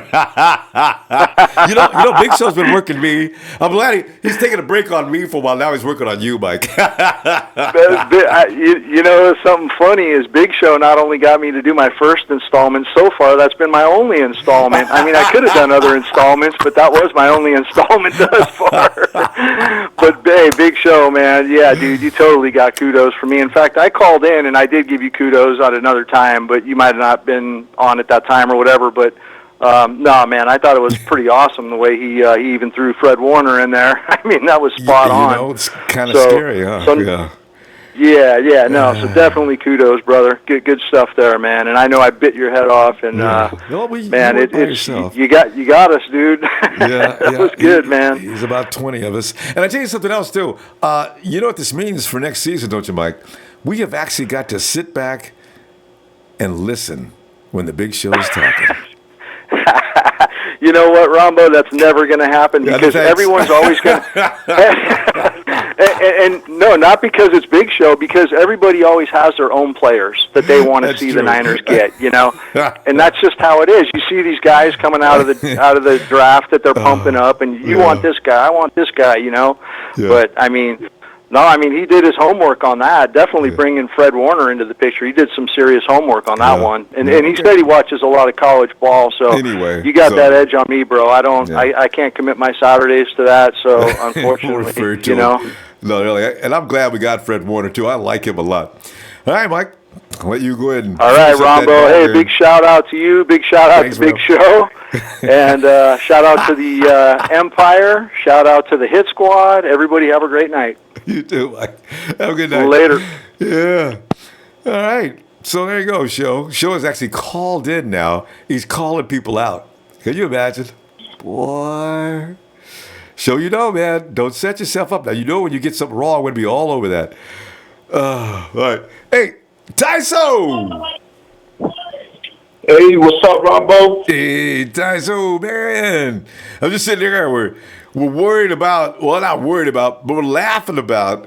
A lot of the media does not believe in Jimmy G. They said that 5 games, and really it's 7, means nothing. He's not been fully tested yet. We don't know what he's going to do if he gets sacked a couple of times during the course of a game. How about his INTs? Can he come back from that and still be tough? Tyso, we've seen that during the season. I don't know what adversity they're talking about, but they act like Jimmy G's never been touched, that our offensive line has been so good that they kept everybody off of him all their times. His touchdown to interception ratio was not fantastic last year. He still won the game. So what are they talking about? I have no idea. And also we're wondering, where are the weaknesses on the 49er roster? And are they going to be fine, or are we going to continue to slowly sink from those weaknesses? Subject matter for tonight. Yeah. Anywhere you want to jump in. Yeah, first off, about that Jimmy G issue, whatever those, the sports analytics and whatever those guys are saying. I think Pete Briscoe, sports critic. Yeah, there's a lot of them. Yeah, I mean, I don't know what more they want, man. Like, the one game that I'm talking about is that, did you see that Tennessee where Jimmy G got mic'd up? Yeah. Texas too. Before they started the drive, he walked over to the kicker like, hey, where can you kick it from? He didn't ask him, can you kick it from 60 yards? He just told, where you want me to get to? Like, Jimmy G was ready. He just told, where you want me to get the ball to? Just let me know which yards you want me to get the ball to. See? That's a dude's in charge, Tyso. That is a man large and in charge. Hey, he wasn't like trying to, hey, I'm going to try to push it as far as I can. He just went up to him like, hey, where do you want me to put it at? That's what he just went up to the kicker. Where do you want me to put it at? That's what I'm going to take it to. Hey, man, love that dude, man. Next year, he's going to be a little more prepared with a little more weaponry. Look out, man. Whew. Yeah, and I think, like I said on the start, the way Kyle runs his offense and the schemes, all you got to do is put guys in there. Just like New England does, they bring guys out of nowhere. And that's the one thing I don't think, we talk about but one thing I get props to is who these recruiters are, man. Like, they're pulling guys from out of nowhere. I mean, like last year, I don't know any kind of NFL team that had the most rookies that produced the way our rookies did. Ooh, true. I mean, real true. Yeah, they had the defensive side with Akello and, AC, and then we had, George Kittle, Trent, Kendrick Bourne. Everybody was firing on all cylinders when they came to play, man.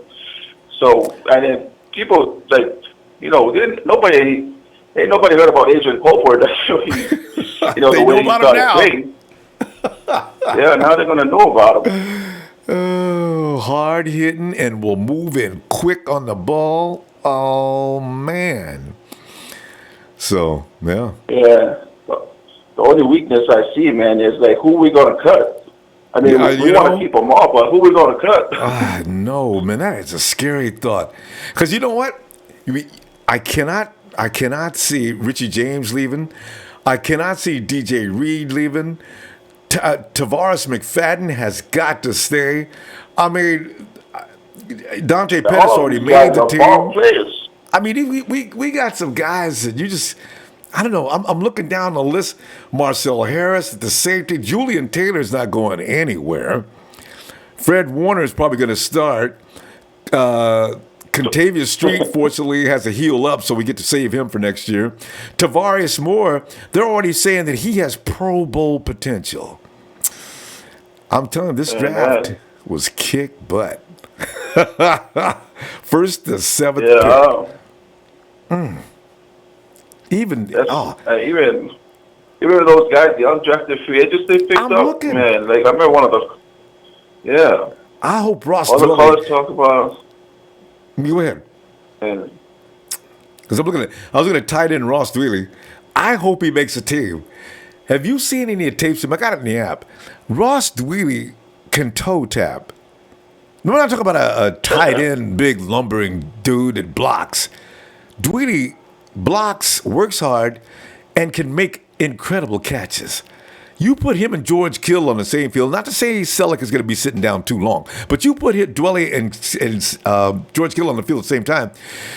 With a couple of other receivers we got, and Jimmy G, as I say, at the quarterback, Jerick McKinnon back there, the juice, you have about 5 threats of options for Jimmy. Kyle Shanahan is genius putting this team together. There's nobody out. Even the offensive linemen may have some skills, but they're ineligible. But the thing is, everybody that steps at the line of scrimmage in the skill positions has skills.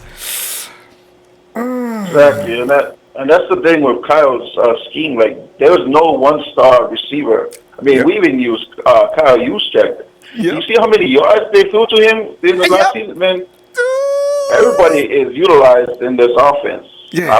It's going to be a deadly, with the more, the addition of these weapons they brought on, with all these, speedy guys. Yeah. It's going to be crazy. Tell you. And whoever's weak, if your team is weak in the corner, I mean, Marquise and everybody else is going to have a field day. If your linebacking crew is weak like the Rams, we're going to cut that middle up till it's going to be blood red in the middle of the game. If you have a problem with your front line from stopping a run, Jerick is going to go buck wild. Wherever that weakness is, Kyle's going to know before the game even starts. Better do something about it. We're coming. Yeah. That's right, man. I don't know what those sports analysts are thinking, but I don't know why they're not. That's right. It's even more better that they're not even talking about the 49ers because they're going to be shook. Yeah, they're going to see the first week facing, like the first, right now they're saying the best defense in the league when we start, 2018 season. They're gonna see how Kyle's going to start cutting up that defense. That's right. I like flying under the radar. Keep talking. Let those folks just continue to say, ain't nothing up. Yeah. Yeah, they're gonna get a rude awakening. Very rude. Don't let that defense come up smoking, because they're ready this year. Second year in the same defense, these guys are going to be good. This is what people don't understand. The second year for the first time in 4 seasons, the 49ers get to stay with the same defense. They got this. Tyson, let me see you tomorrow, man, if you get some time, huh? Go. Yeah, man, I would love what you do, man. I don't know any other team that's got a podcast like this, man. So I love it, man. They don't deserve it. You're not 49er fans. Thanks, Ty. So appreciate you, fam. Talk to you tomorrow. All right, Rambo, take care. Yeah. Hey, and Razor.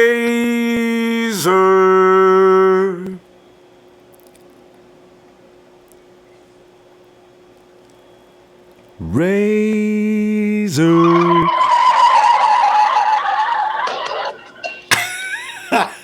I told him, you can't park at that speed.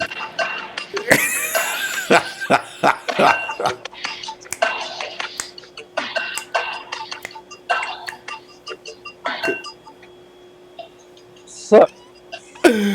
Razor, you like that one? I loved it, man. That had even more pop than yesterday. Hey, it's the Razor Ramon theme song. I love it, man. Hey, I forgot Razor had a theme song. I love it. Razor, last night, let me do this. Previously, from Razor's call on you last night, Razor said, and I just want to call out Trez on this one thing.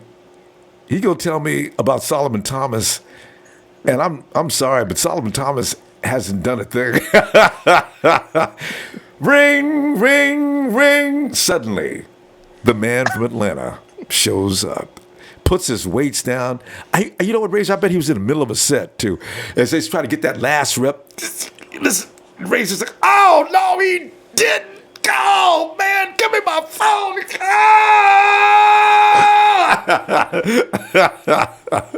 I like Solomon. I didn't say he was bad. I just said that he didn't win any of the Pepsi of the week. Every week, yeah.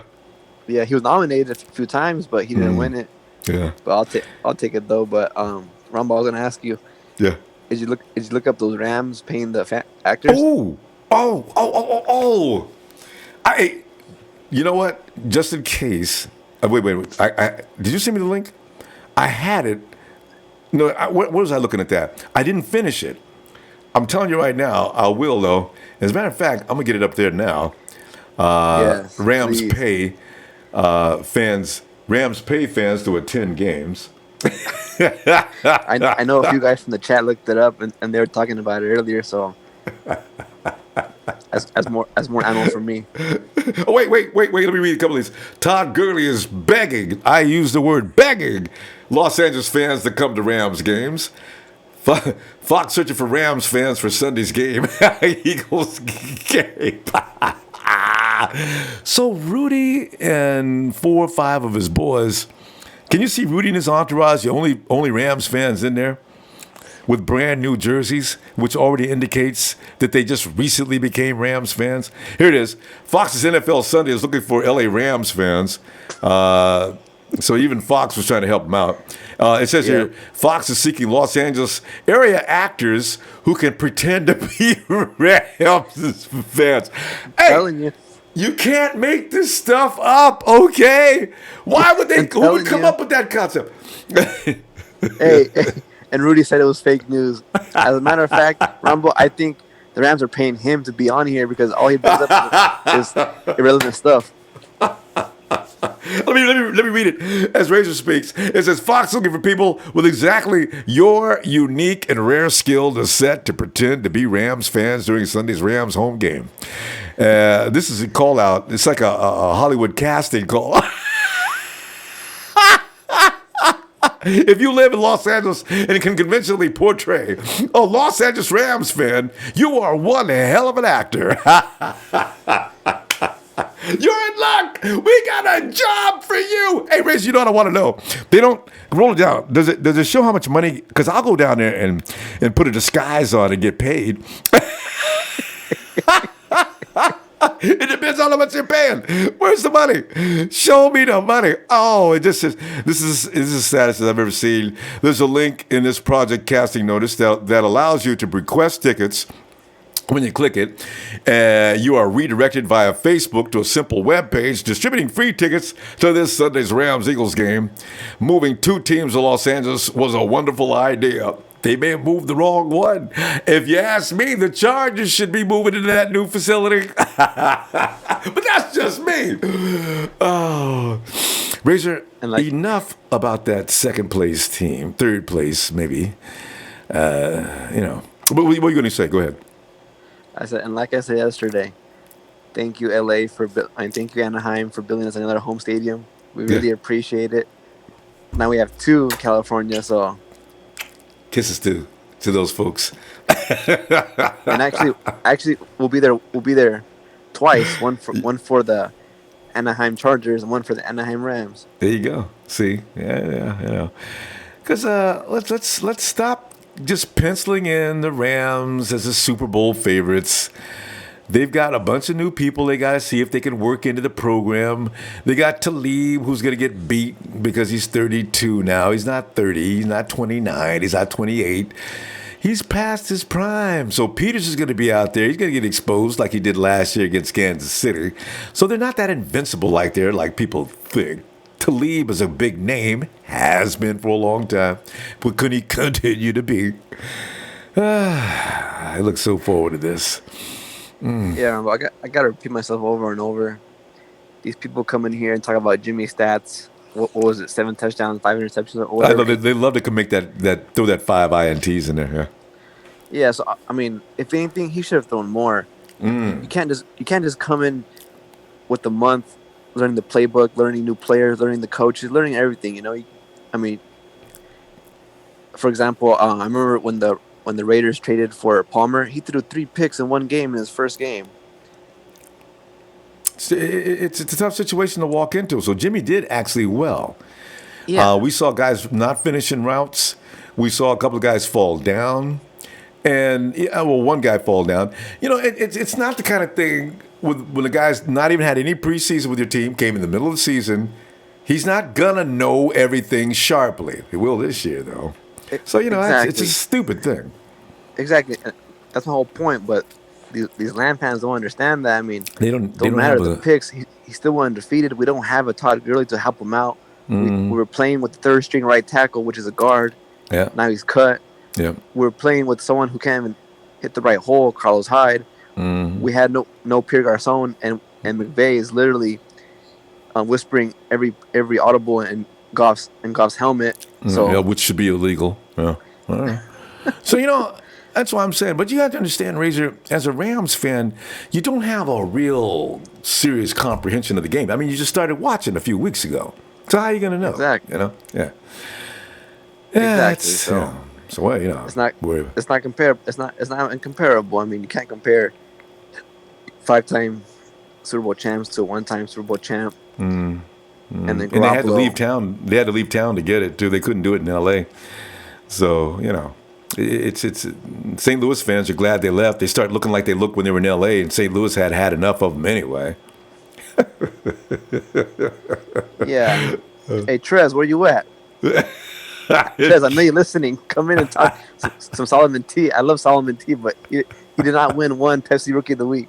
Hey, you know what's really crazy about that? Jimmy G got elected for how many times? Was he in several different awards? Some of them were in NFL affiliated. Jimmy won every last time, didn't he? He won what, the Player of the Week? Yeah, those awards they have all of a sudden. Jimmy won every Player of the Week. Yeah, there's a couple more. What was that one that he got elected for twice? And won it. I can't remember. Yeah, but Jimmy G's like that's when I realized Jimmy G was special. It says, I saw his name go up as being nominated against some pretty good guys, and I says, wow, there he is again. I said, gee, man, every week you get an award, and then you find out later, damn, he won again? I said, wow, Jimmy, give somebody a chance, man. Yeah. So, yeah. Yep. And all these haters in the chat or whatever calling in, blah, blah, blah, they wouldn't be here if they weren't scared, Rumble. Where were they last year? Where were the year before? Paid no attention to us. Yeah. Yeah, they'll I mean, if you're here watching us, you're watching for a reason. You're scared. You want to see what all the hype is about. You know that the NFL is better when the Niners are good. And that's right.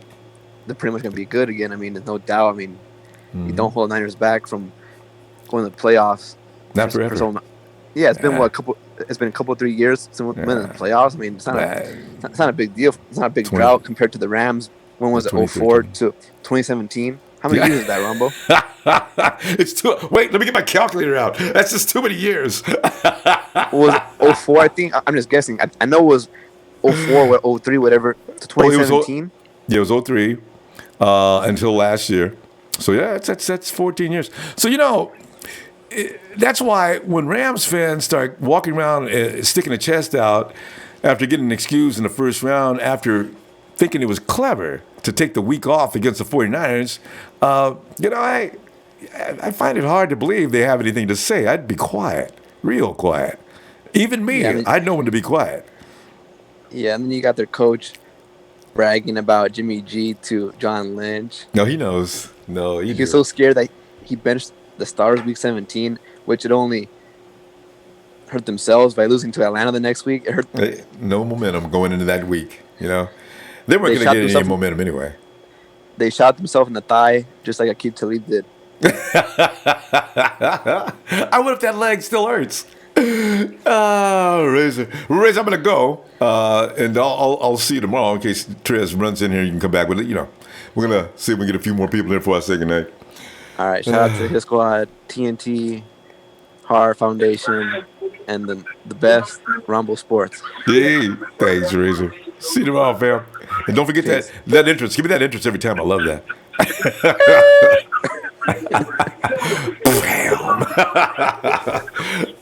All right, Razor. All right, Ronbo. Oh, man. And let's see. Is that Albert? Albert Hernandez. Is that right? Albert. What's up, Rondo? Hey, man. Albert, come on in, man. What's going on? Nah, this Blake. I had called a couple times. I don't know if you remember me. This Blake. Hey, wait, how do you say your name? Is it Blade? Blake. Oh, Blake. Oh, man. I had called a couple times. Blake, what's up, man? I'm all right, man. I just want to start off. Appreciate everything you do for the Niners and the Niners Empire. Keeping us excited about this season coming thanks, up. Blake. Thanks. And I enjoy keeping things excited. I've been watching it. Just watching all the fans, talking and everything. I'm just excited. Very excited. We got plenty to be excited about, bro. Ooh. That offense. They spent a lot of money. We got the most expensive offense in the NFL right now. Well, wait a minute. Are we third? Are we one? We got Jimmy G, first of all, being the second highest paid quarterback. Then they paid also Richburg. Garcon still got there in the pay. Got a couple more guys too. Who did I leave out? But anyway, the reason I say McKinnon too. McKinnon was because, See, the reason I say you can't say nothing about the 49ers spending money on offense because you got the best offensive coordinator in the NFL. Next to, you know what? Belichick doesn't call the offensive plays. It's his boy McDaniel. And I know Kyle's better than he is. So we actually have the best offensive coordinator in the NFL. So he deserves to have as much money as he wants to spend on what his weapons are. Let him have it.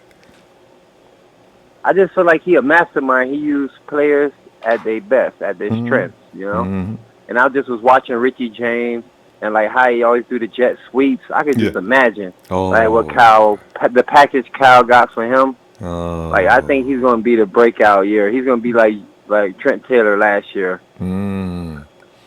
I'm telling you, I just feel like he got master plans. Like so many weapons that he didn't have last year. That he probably wishes he had. He said, "On this offseason, I'm going to get what I need this year," and he got it. Oh yeah, like I'm just excited because like I was just watching like all the clips of last year. Just overall, just being a Niners fan, I just look at just the system Kyle runs, like the players that he picked up is just so specific players. People don't understand that draft. Like, I didn't understand it, but, just listen to all the fans and everything. I'm just starting to just really realize why he did what he did. Wow, Kyle Shanahan and John Lynch, they got a master plan. It just takes a minute. Now like everybody gets it. It's just crazy. Like, I feel like our defense finna benefit. Everybody talk about pass rusher. I just think that with the back end so strong, like we're gonna get so much coverage attack. See, that's why. And you know what? Have you ever helped anybody? I remember like helping an uncle when I was a kid. He was trying to customize his ride, right? And I didn't understand, the stuff he was doing. But now that I look back and remember what he was doing, we'd go around the junkyard. We'd be riding around all afternoon. My mother would always say, don't be dragging him out there all day long. I got some stuff for him to do at home. Me and my uncle would be out like in the afternoon. We wouldn't come back till it was black dark. Uncle Willie was looking around every junkyard he could find. He'd finally find a part. I remember the excitement when he found it. You know what? That car, it was a Chevy. And he had like customized that engine. It was gorgeous. That car, I'm telling you, Albert, Blake, that car could move, man. Ooh, what kind of car it was again? It was a Chevy. I think it was a 57, 58 Impala. Wait, 67. Oh, yeah. Yeah, 67. That Impala was just, ooh. Hey, I'm telling you right now, because I never got into mechanics and cars like that because I wish I knew. But, man. Oh, wait a minute. I got to take a minute out. Chris, please don't talk bad to the ladies. I'm going to delete that comment, okay? Or you go ahead and delete it. Please, Chris. Ladies get respect. Thank you. All right. Yeah, anyway, I never got mechanically involved with cars and things like that, but I really wish I knew what he was doing so I could go back and try that. Now I know what he was going through, and I look at Jimmy G's team. That's what he's going through. Jimmy says, this is the guy I got to have. This is the guy I got to have. And this is the guy I got to have. Smoking. We go roll. Oh, yeah. It's like, I can't wait till training camp come. I'm telling you. Man, I say our secondary is going to be so strong. Like, people don't understand. Well, I know everybody's starting to see it now, but I really think that our secondary is going to be the key to the defense. Because that's what's going to just make the pass rushing good. That's going to make the linebackers. Telling you, I see their vision. I just want all the Niners faithful out there. Just be patient. Because I think, to be honest, I think everything going to work out for us. And I know you've been saying 11-3, but I can at least say. I could at least say at least 10 games are better. You never know because each tight games go. Look how Jimmy won last year. Referees at the end out with a field goal, but you never know. And then they got the new rule changes. What if Colbert came over there and hit somebody real hard or whatever? You never know. We got hitters out there. Darcel Harris. That's the John Lynch. He picking them players out too. It's just a certain type of players we look for. If you look at all the players, they all got the distinctive just trait about them, and that's what John Lynch was saying in all his interviews. They look for certain players. I'm just seeing a vision, and I really think long as his O-line is good, I think we're gonna have a really good year. Yeah, ceiling. There ain't no ceiling. That's right. Oh yeah. I would share. Well, I'm gonna let you go though, because I know you got a lot of callers, but it's just good, to talk to you again. And Niners all day, faithful, 100% every day. I work a lot, but try to call in as much as I can. Hey, we'll be waiting for you too, fam. No problem. You get a chance, get on back in here. I'll be looking for you.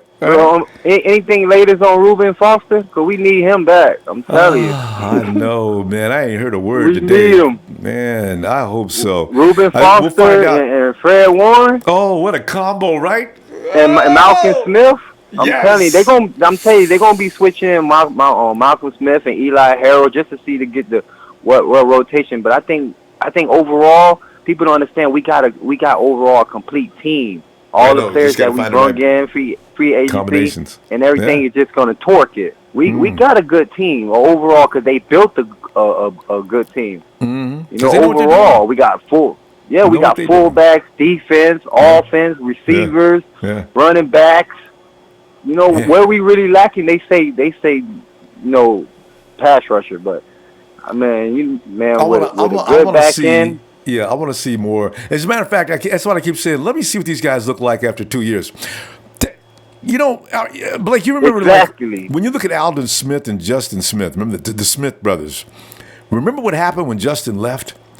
Remember, we thought Aldon was all world, and he was. But it was Justin was key. He couldn't get out. He couldn't. He couldn't stay getting out of trouble. And then he gonna go to the arch rival. He gonna go to the Raiders out of everybody. And still look bad. But again, there was no Justin Smith in Oakland. You see, it has a lot to do with who that edge guy bounces off of as well. This is why I gotta see these guys play together one more time before I decide every last edge rusher we got is bad. I don't believe that. I want to see more. I think the best one we got is Cassius Marsh. Yeah, I really think that he got that fire. Yeah, he got that fire in him because we don't know what the guy from San Diego gonna do yet. We don't, but we do. I look at Seattle, how he did in Seattle. Cassius Marsh, like he got a mean streak about him. Oh, he does. He's related to that. He's got relatives that are kind of mean. But tell you what, I'm gonna talk to you later, and let's get into this subject some more because I got a feeling that defense is not as bad as it looks. All right, Blake. Have a good night. All right. You have a good night. Go Niners. Yeah. I gotta tell y'all, man. Justin Smith is what made Aldon Smith. Think about it for a minute. It was. That secondary we had was famous because of that frontline defense back in that time. We led the league in INTs. And they were okay, but then those guys were way above average. Now you got a bunch of guys in the secondary that are above average. There's good things coming in that defense. Here he comes. Big Show, he's tweeting in. He's calling in. He's looking for his props. Well, it's a big show. It's a big show on tonight. Come on in, Show. We got to respect you now. That's right. Oh, we are not worthy. We're not worthy. That's right, man. I'm quietly taking names. And to piggyback what you said about Patrick Willis and Alden Smith and Justin, Smith Justin brothers. Smith, Reuben Foster is going to do the same thing with Fred Warner. He's going to make Fred Warner out to be Alden Smith 2.0, but in the second in midfield, off-field issues. Yeah. Man. Anyways, first of all, shout out to Mike Rapita. I do apologize. I did not listen to your opinion or your shout out to me after the draft. I must have missed it, but thanks for the kudos again. I appreciate that. I do my homework. I do my due diligence. I love scouting players. That is one of the absolute things I love doing the most when I especially watch college football. But and that's how I came across Fred Warner. Kudos to you on that too, because you recognize Fred's talent. How many times did you watch him? At least 3 to 4 times last year. You can get an assessment from that. Okay. He is. Like I said, I love his burst off the edge. That's what I found out the most impressive out of the edge rushers. Besides Bradley Chubb coming out of the draft this year, and we gotta admit that this year was the weakest year the weakest class of edge rushers in the draft this year. So Fred, and that's why we didn't fight in the first round. No. But just saying. Yeah. As far I imagine they used him because he's got the right size.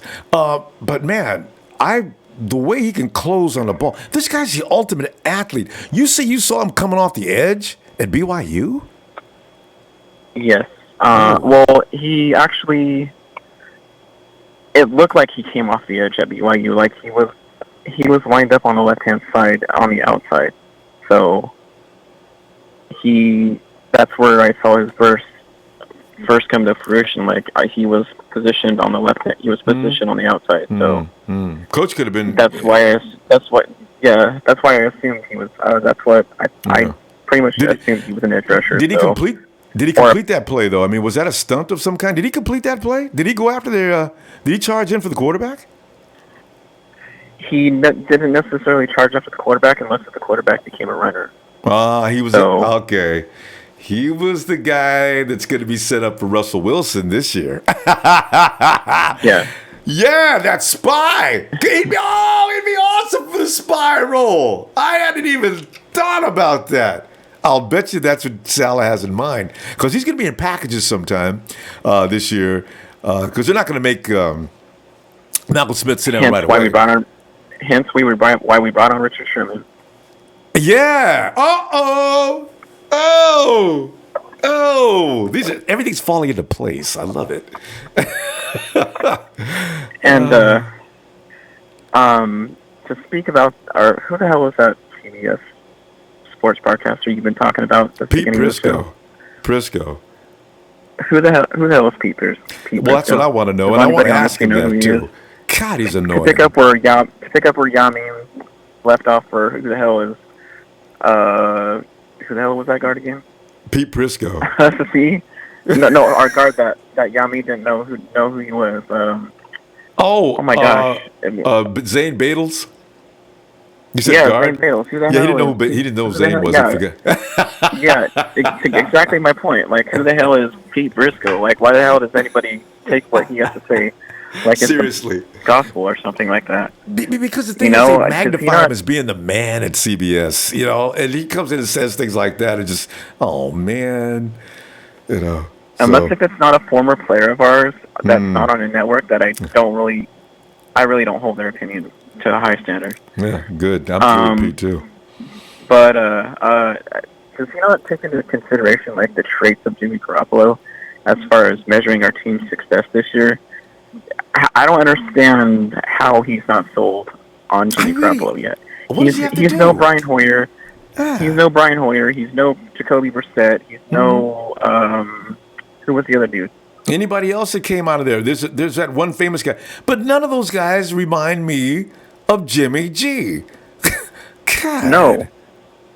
There's a reason why there was a huge ripple effect when Jimmy Garoppolo got traded to the 49ers that day that happened. There's a reason why the whole world stopped for a little bit, because the Patriots traded their future away, and Bill Belichick was extremely pissed off and crying in a corner. And I wish I could picture that. They made me do it. I know this is a bad idea. I don't even like Tom Brady anymore. Everybody's sending everybody down to TB12. What am I gonna do to get any respect around it? Hey, Bill, it's a phone call. What? What? I can just picture that scene. And instead, they draft this LSU quarterback nobody's even heard of. That's not going to do shit with him. Mason. He's not going to even be trade bait. Yeah, what was the guy's name? I honestly can't remember. That's going to be pretty funny. Well, we're going to go.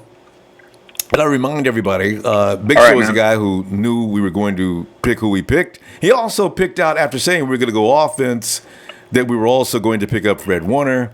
So he gets the prize this year for having told us all, as we were yelling and screaming at him, "Show, what are you talking about, man? That is insane. How do you come up with this?" And we can't talk to him like that anymore. Not until next season. Oh, and one more thing. Trez, I hear you are breaking up with your tag team partner, and they've equated you and I to Skip Bayless and who's his partner? Shannon Sharp. And Stephen A. That's right. Sharp is his partner now. I'm sorry. No, Steve Smith. I'm sorry, it's Steve Smith. Well, it used to be. And Steve Smith used to be Steve Smith, but they've equated us to those two ends. I'm just throwing it out there, man. If you ever need a new tag team partner, the Big Show is at your services, man. There you go. I'm making a trade. I'm making a trade offer. All right. All right, Joe. See you later. Good night. Oh God. And you got to admit, Show isn't like nasty about being right. If it was me, I'd be, how you like me now, boy? I told you. Next time I tell you something, you need to hush and listen to the superior knowledge of the game. I'd be doing that to people, man. And And then later on, when I get beat up, I get humbled up and feel shame. So, hey, Sheik! Oh, wait, whoa. Let me say hello, Angel Cortez. Oh, Sheik's got his music going.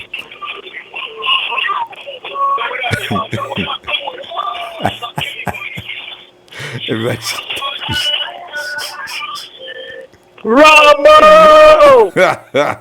Sheik, I got to pay respects here. Hold on a second. I got to say hello, Angel Cortez. Thanks, Angel. He says, give me a shout out. Angel! Says, I would have put the tone on it. I might do that yet. All right. Sheik, are you coughing? Yeah, I'm coughing on the BS that Hills Have Eyes has. wait, that what help? The Hills Have Eyes? What? The Hills Have Eyes, all the BS that you say. That is a choke on that. Oh, God. Well, I tell you what, it seems tonight. Show you've who? Oh no, that was, I know who that was. That was we had another. What's our guy with the long hair?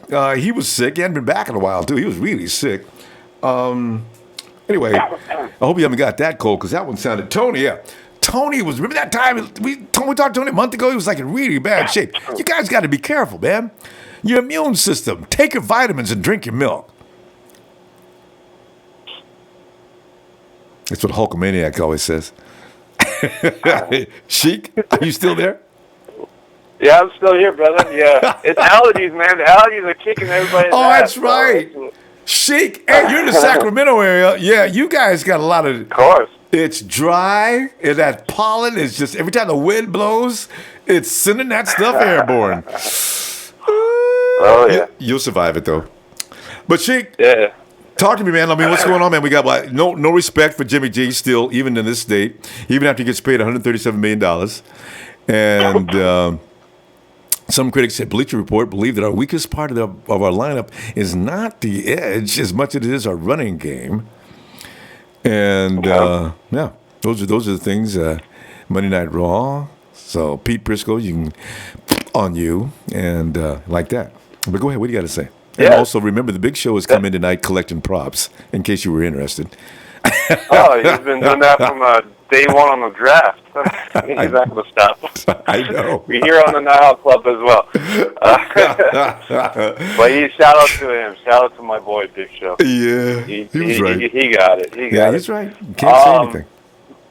No, he can't. And, but the thing is about, like the running game that you were talking about, I think the high ceiling is the people that are going to be, I think the highest ceiling is from Joe Williams. I know he had injury situation, but I think he still could be that guy, to be the future guy. I think that combo back with McKinnon and Joe Williams, I think it'll be really nice. And if he helps his fumble situation, he stops doing the fumbles, then I think he'd be all right. But he has great. I watched a little bit of tape on him today, and I was like, this guy has it. He just needs to put it all together and not be injured, and his head right. And I think he'd be okay. Oh, man, him and Jerick. How big is Joe? Is he 6'5", 10, 5'9", 5 somewhere in there, 5'11"? He's kind of tall, actually. He's not that short. Yeah, he's like 6'. No, he's not that short. Yeah. Shorter than me, but well, everybody is. She's like 6'4". What is 6'4" or 6'5"? 6'5". Oh, now see, that's Sheik. You're looking down on everybody, man. Sheik's that guy you walk by and ask him, "Hey, how's the weather up there?" I'm the true Big Show. No. There you go. But yeah, Ron. But I've been looking at it as well. I've been thinking about who's going to be our Sam position. That's a position I'm a little worried about as well. Yeah, that hasn't been determined, and they won't. They won't really tell us anything more than the people they have auditioning for the Edge.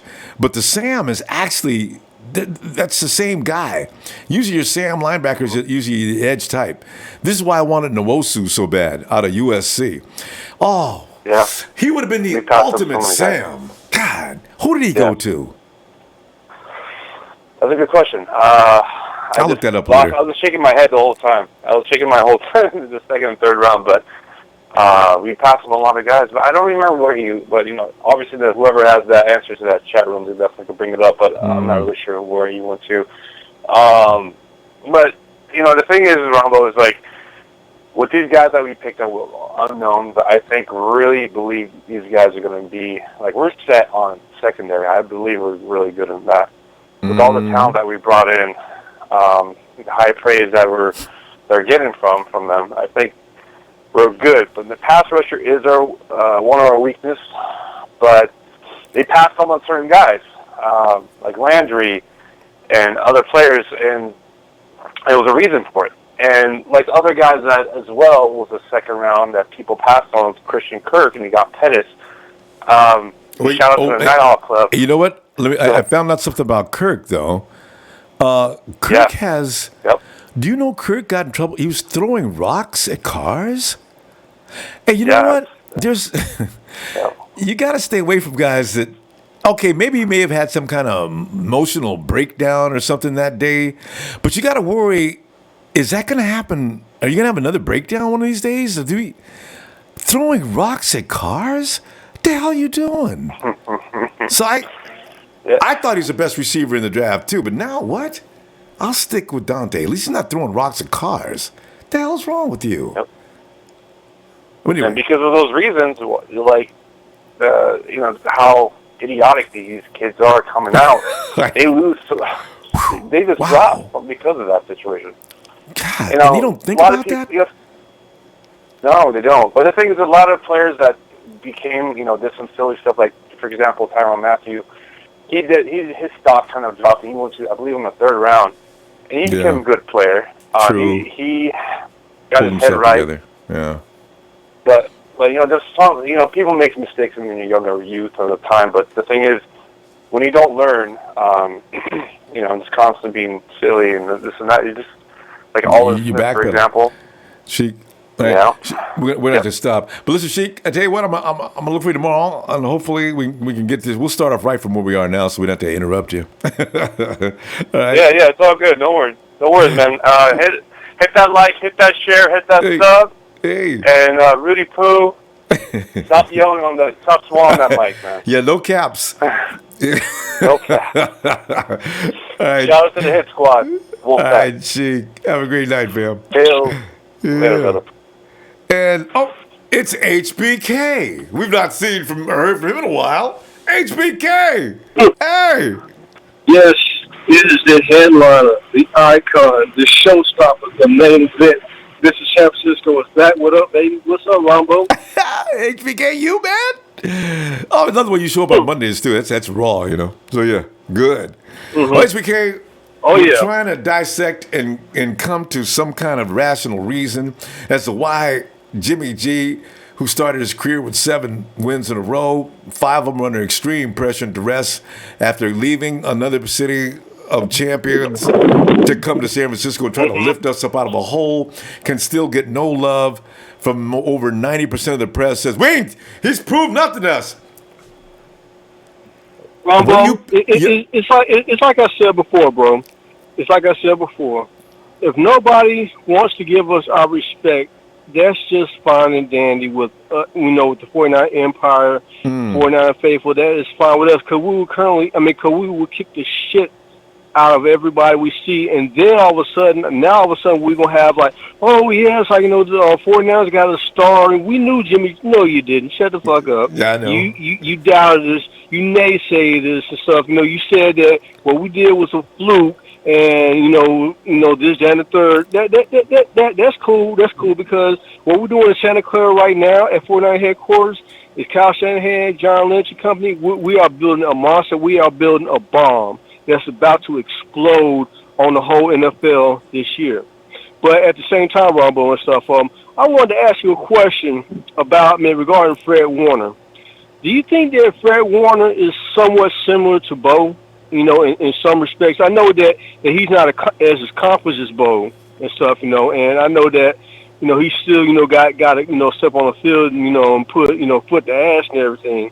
But do you think that, maybe, since Bo was such an accomplished linebacker for us before he, went over across the bay, and also as far as our secondary, I mean, it's like, I believe that, we got some good secondary, but how many secondary are we allowed to keep? And at the same time, Ronbo, who do you think will be our, secondary, as far as going into the 2018 season? And one last thing, Ronbo, I was looking at your YouTube page yesterday. I think last night's show, and one of my 49er brothers, Lee, was saying about the receivers, or probably like the odd man, who's the odd man out. And I respect, and I listened to Lee and what he had to say and stuff, and I respect his opinion. However, I do respectfully disagree, because it's like, I went on record as saying this, Ronbo, and again, I respect Lee's opinion, but here's HBK's opinion. My guy has been Victor Bolden, the whole time, and I still think Victor Bolden can still be an asset to this team. As far as what receiver I would rather sacrifice. I would rather sacrifice Aldridge Robinson and Kildry Bourne if I had to. Oh. It's like, that's just my pick. It's like Lee had his pick. I know you got your opinions on it, but Victor Bowe's my guy, and I'm riding that horse to the end of the finish line, bro. Well, I just want to sit back and listen to what you got to say, bro. All right. Well, I'll tell you what, I'm gonna go ahead and go to the next call, and I'm gonna answer that right now. But listen, you know what? Here's the thing.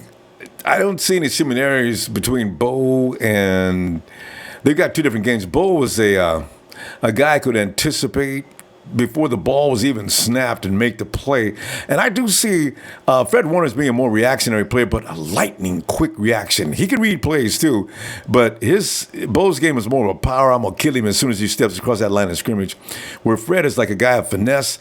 He knows where players are coming from. If that player is going out for a pass, Bo could not cover with the same ability as Fred Warner has. It's just sort of a natural thing there.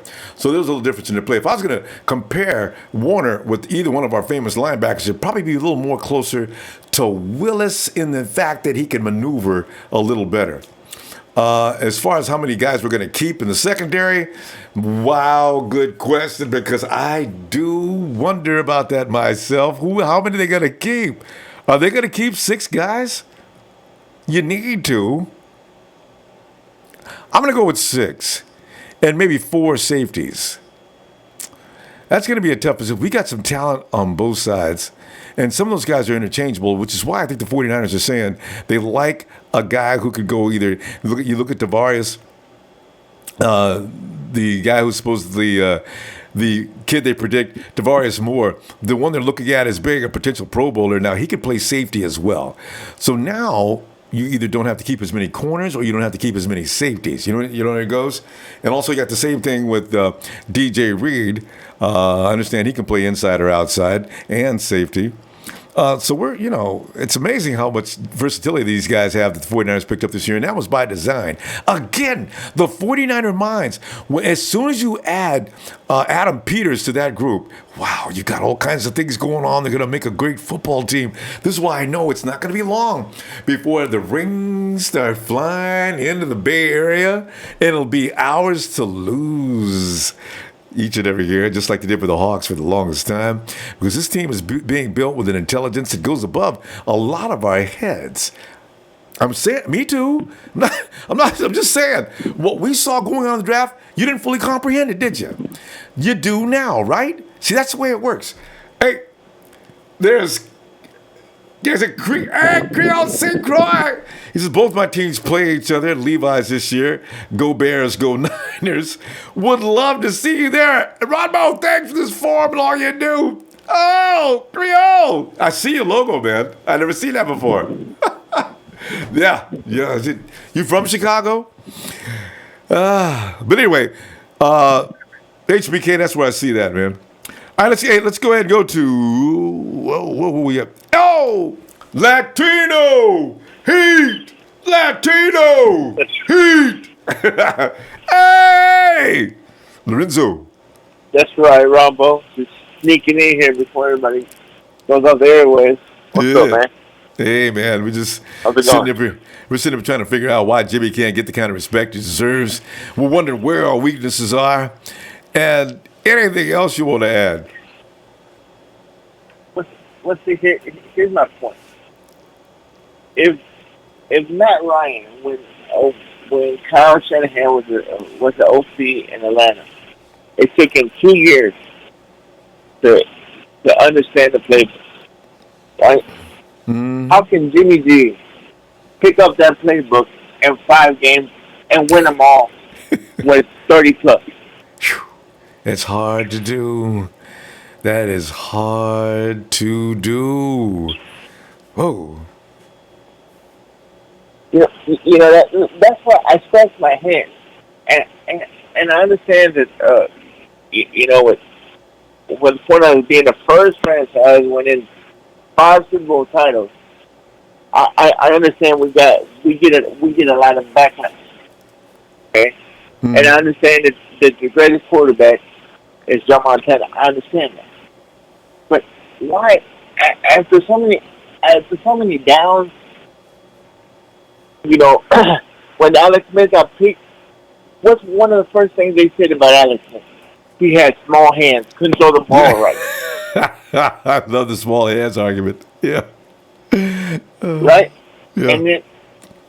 And then we got Kaepernick, and what they say? He's not a pocket quarterback. Yeah. You're going to have to decrease the playbook and fit it to him. Okay? So now Kyle Shanahan got a quarterback that's a pocket quarterback that can move the pocket. He won't scramble. He can move the pocket and throw the ball in ways that you don't even understand how they're going to get there. Sidearm and everything. Yeah, that's what I'm saying. It's like, damn, come on, man. Give a kid a break. They won't do it. They're hoping he fails. Nope. Then they can say, we told you to wait. That's nothing but Brock Osweiler number 2. And I'm going to get, boy, talk about, oh, man, that's going to be don't do it. That's funny, though. Okay? It is. So his biggest test is going to be Minnesota, right? Supposedly. Yeah, first game. My opinion is the Green Bay game. He gets past Aaron Rodgers in Green Bay, then that's where everybody should just sit down and shut up. Mm-hmm. And I just want to pick back on that real quick. Here's the thing, because Kirk Cousins is liable to make some mistakes, and we may win. Defense may win that game, right? They won't give Jimmy any credit if that happens. You make a good point. If Kirk goes out there and screws up, and the defense just eats him up because Richard Sherman is waiting on that ass. So they will say, well, he proved nothing. That was a defensive effort. You're right. He will not. Next game after that with Green Bay would be the game because he dealt and dueled with Aaron Rodgers and won. The love will start rolling in big time then. See, that's a game where if I was to give you a point spread, I would give the 49ers a 3-point edge. They could win by 3 points or they could lose by 3 points. That's how close that game would be. Because Aaron Rodgers, boy, that dude hates losing just as bad as Jimmy, and both of them got a similar skill set. So it's gonna be rough. That's the type of game rumble that I'm gonna feel a version feel. Get your popcorn ready for that game. Lorenzo, that's the third game I picked. I said if the 49ers go 13-3, we lose to the Giants. And I'm still, the jury's out on Minnesota, but Giants, Giants, Chargers, and Green Bay. Those are the 3 games I'm the most worried about. See, because the way I see it, and this would be one of the things that I go real quick. The Minnesota game, Kyle Shanahan knows that quarterback like the back of his hand. The games after that, the Kansas City game, that's going to be a defensive game because that's a brand new quarterback. Kansas City, yeah. Mahomes, getting way too much love. He played one game last year, and it wasn't all that good. I thought he was okay, but I didn't see anything to go crazy about. He's got a ways to go. See, that's what I'm saying. Mahomes got a ways to go. What is it? Lions, they're rebuilding because they got a new coaching staff. So yeah. So in this Pat, Matt Patricia says, "I know Jimmy G is the back of my hand, and I can blitz him this way." What's he gonna set up a defense to stop Jimmy? He better try to start a defense to stop Kyle. That's what's gonna be pulling the trigger. Yeah. But my first loss where you could be like, damn, that was a nail biter. That would be the Green Bay game, from my opinion. Tell you what, Lorenzo, I'm gonna tell you, I'm gonna look for you tomorrow, man. Let's talk about that schedule some more. I like this. All right. Oh yeah, for sure. All right, man. See you. All right, Lorenzo. Latino Heat. And there it is. Trez. Trez was probably working out when Razor called in, was meddling. Trez, come.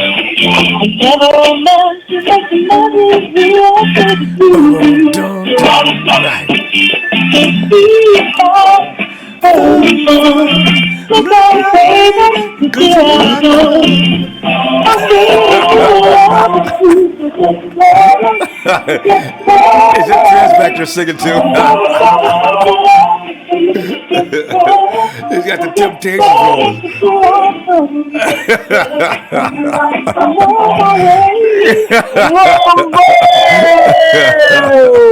Hey, Trez, I like that as a theme song for you. You can come in with that every time. That's hilarious, man. Hey, what happened to hold on? Wait a minute. Go ahead. I got the green and red and gold ready. Hold up. Wait a minute, Rumble. Put some red and gold up in it. Takes an entire handful of red and gold. Clean! Whoa! Sparkles! Trez!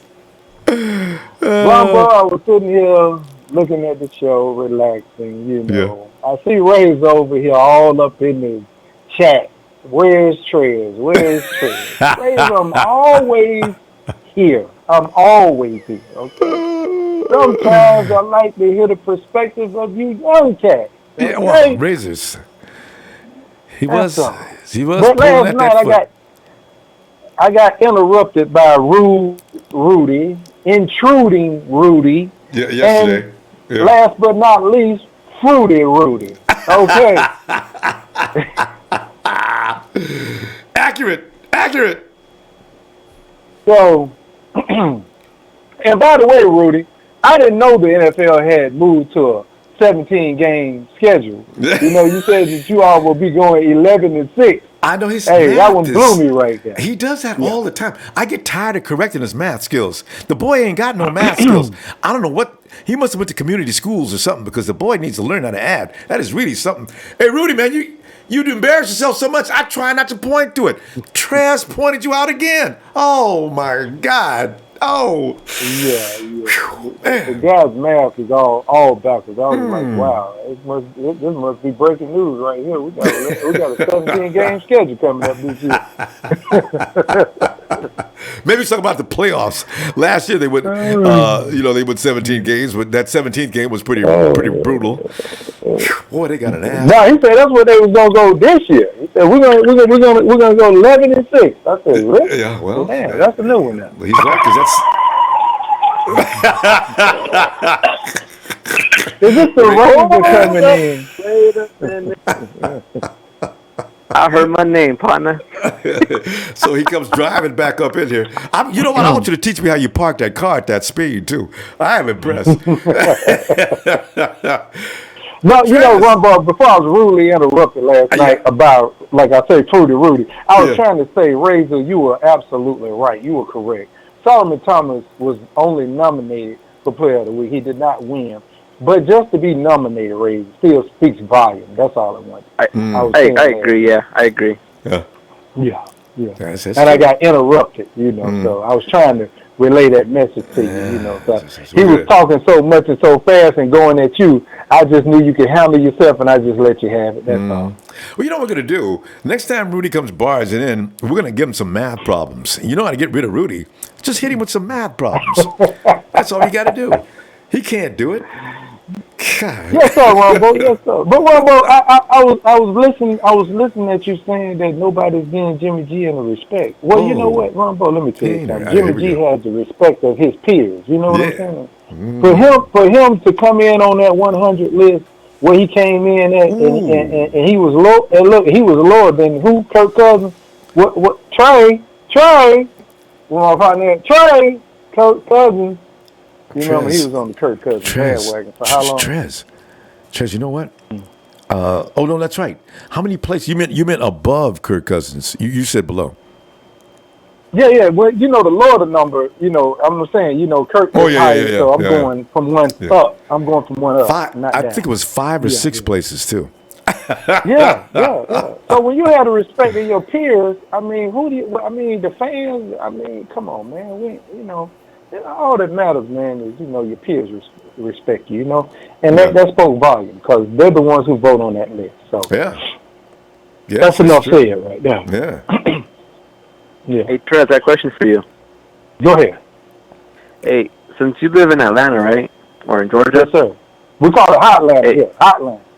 Oh, my bad, Hotlanta. All right. Hey, are there any rumors about Julio pissed off because Matt Ryan got paid? Tension is high here with Julio and the Falcons because Julio contract he wants a new deal, and I just want to know where the money gonna come from because the Falcons are in a dilemma now. They have several contracts coming up. They got 3 guys on defense, and they have 2 more on offense. Being Julio wants an extension. What do you do with Coleman? What do you do with and I already said that they're going to release Sanu. So they got problems all the way around. Wow, they don't have the money. Hurt them bad. They don't have the money. Sanu played a real role on that offense. Yeah, he played a real role. But with them bringing in Calvin Ridley, you see what I'm saying? That'll take care of that. How old is Sanu? That'll put him in there. I think Sanu is in his 30s. Okay. Somewhere in there. Yeah, Ridley's going to... Sanu will have to be the sacrificial lamb. You're right. Mm-hmm. Well... So, it's going it's a little conflict going here. He took down everything on his Twitter about the Falcons. Then they said he might be a camp holdout, this year. Julio? So he might hold out. Julio, yeah. Yeah, I know. Rombo? Yeah. We'll give him Pettis and a second rounder for Julio right now.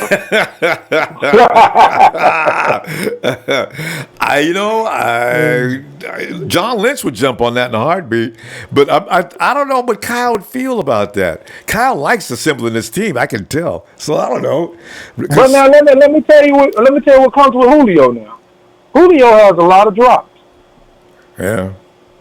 I think he finished 3rd or 5th on the list of most drop passes last year. He comes with drops. Look it up. He comes with drops. Yeah. Well, guys, I'm gonna go ahead. It's getting late. I'm gonna tell you what because I got something I got to do. I know, Ronbo. Yeah, I just wanted to come in real quick. I saw Ray's over there in the chat asking for me. I had to make it. I was waiting on you, Drew. I'm always. I'm always here. And Big Show, I heard you. Big Show said we could be the new Stephen A. Smith. And Shannon Sharp. Shannon Sharp. and what's his name? The other guy's name? Shannon Sharp. Skip Bayless. Skip and Shannon. Skip Bayless. Mm-hmm. Well, you can be Steven Screaming. There used to be a couple, so I'd rather be Steven. But Steve A, boy, kills me. Shannon Sharp ain't no good, but Screaming Stephen A, boy, that dude make you mad as hell. And Shannon can't do that. As hell. You're right. But Shannon comes with the facts now, Rumbo. He do hit you with some facts. I know, but Screaming Stephen A sits there and starts raising his voice and getting nasty with certain points that you firmly disagree with, and then he hammers it at you. He's good at that, and you just want to choke him. So that's why, Trez, I'm going to see you tomorrow, Phil. Yeah. All right, Ronbo. Hey, shout out to Razor, man. Big shout out to you, Razor. Yeah. Hey, I'm out. Razor always coming with the pay. Yeah, but yeah, Razor, I was just trying to give you props yesterday before Fruity and Rudy came in. One trophy and all. Fruity it ain't got even no his. facts. Yeah. Have a good night, guys. All right, that's my turn. I'm finna get back to these bands. You know what I'm saying? I was going to play them on the outro, Ronbo. Hey. Look out, baby, 'cause here I come. And I'm giving you my love, it's true. So get ready, Trez, stop! Stop my Trez. Hey, bring in Daryl Green. How you doing, man? Man, it's been a while. I've been listening, though. It has, Daryl, man. What's up, man? Hey, Daryl, I just realized. Daryl, did you hang out around the venue or during draft night? Yeah, I was hanging out. Yeah, man, I'm telling you, I just realized you're down there where, you could have been hanging out and checking out and see who's coming in, who's coming out, what's going on. I heard the crowd around there was crazy. Yeah, I just been busy, man. I just been working while there right now. All right. Yeah. Yeah, so yeah. I had to Put some flowers on my mama's grave, Oh, yes, well, that's good. Mama's Day yesterday. Hey, but I feel your pain. I got the same situation. I see they was training with the Navy today, though. Yeah, I thought that was only going to go up until last week. Just them SEALs are still working them, huh? Love it. Yeah, man, they put in some work. Yeah, man, what's this all? They talking about Jimmy G. Yeah, I mean, a lot of NFL analysts that are, especially the ones that are on TV, they refuse to say Jimmy G is all that. The man that got paid, he was the highest paid quarterback, he's the highest paid player in the NFL for a week or two, and still they're saying things like, "Well, Jimmy G's not showing. We want to see him do an entire season. We want to see how he handles adversity. We want to know what he's going to be like after a few sacks and INTs." You guys, yeah, you know how that is. You know they all time hating on us. Oh, they all time putting us down. We just gotta prove them wrong. You know what I mean? Yeah, it's gonna be fun too. Get out there and just whoop them up. Then they stop all that. That's all that is. Oh, it's just ridiculous. I can't wait. I can't wait for training. I can't wait for preseason and all that. Yeah. And the real game. You know what I mean? Yeah, it's coming though, quick. I think next weekend is OTAs, right? I think it's next weekend. Yeah, OTAs is the official. We are on our way now. Work until you get to July. Take that month off. Come back in August. Preseason games. Oh, did you know? Countdown to Minnesota. I've been working on my wife to switch over, but she's still been hard-headed. She still refused. You got to buy her a nice dress made from 49er colors. That's and see if she puts that on. Yeah, that's what I told her. Yeah. So what's up with that? They talking about Rudy. You still being rude? Hey, last time you came in, was Rudy here? Rudy's become a resident of our chat now. Were you already know who Rudy is then? Yeah, I know who he is. Yeah, I heard him a couple times. Yeah, he comes. He was dissing us, calling us all kind of stuff. I was like, whoa.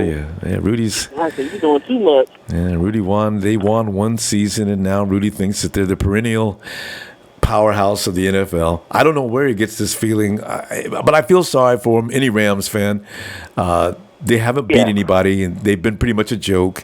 So all of a sudden, they won a season, and now they have to do that. They don't get that many opportunities, so they got to do it.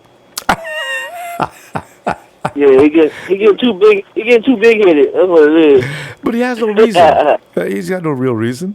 Show me 2 seasons and get past the first round. At least the first round. And then you can get a license to talk. You can't even apply for a license right now. Hush, Rudy. Yeah. Oh yeah. God.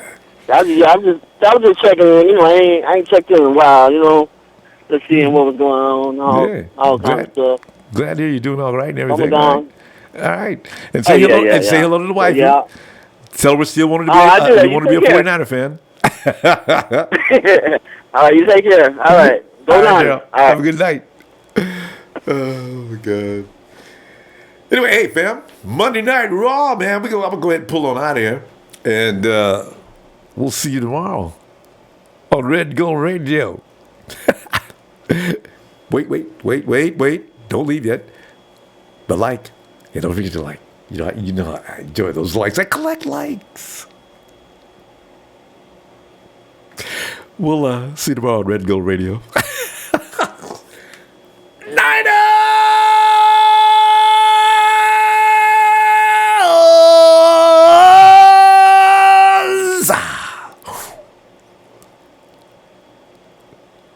Oh. Can I still say it? Oh, wait. One more thing. Angel! He says, Rudy is a disgruntled, undercover Niner fan. That requires one more.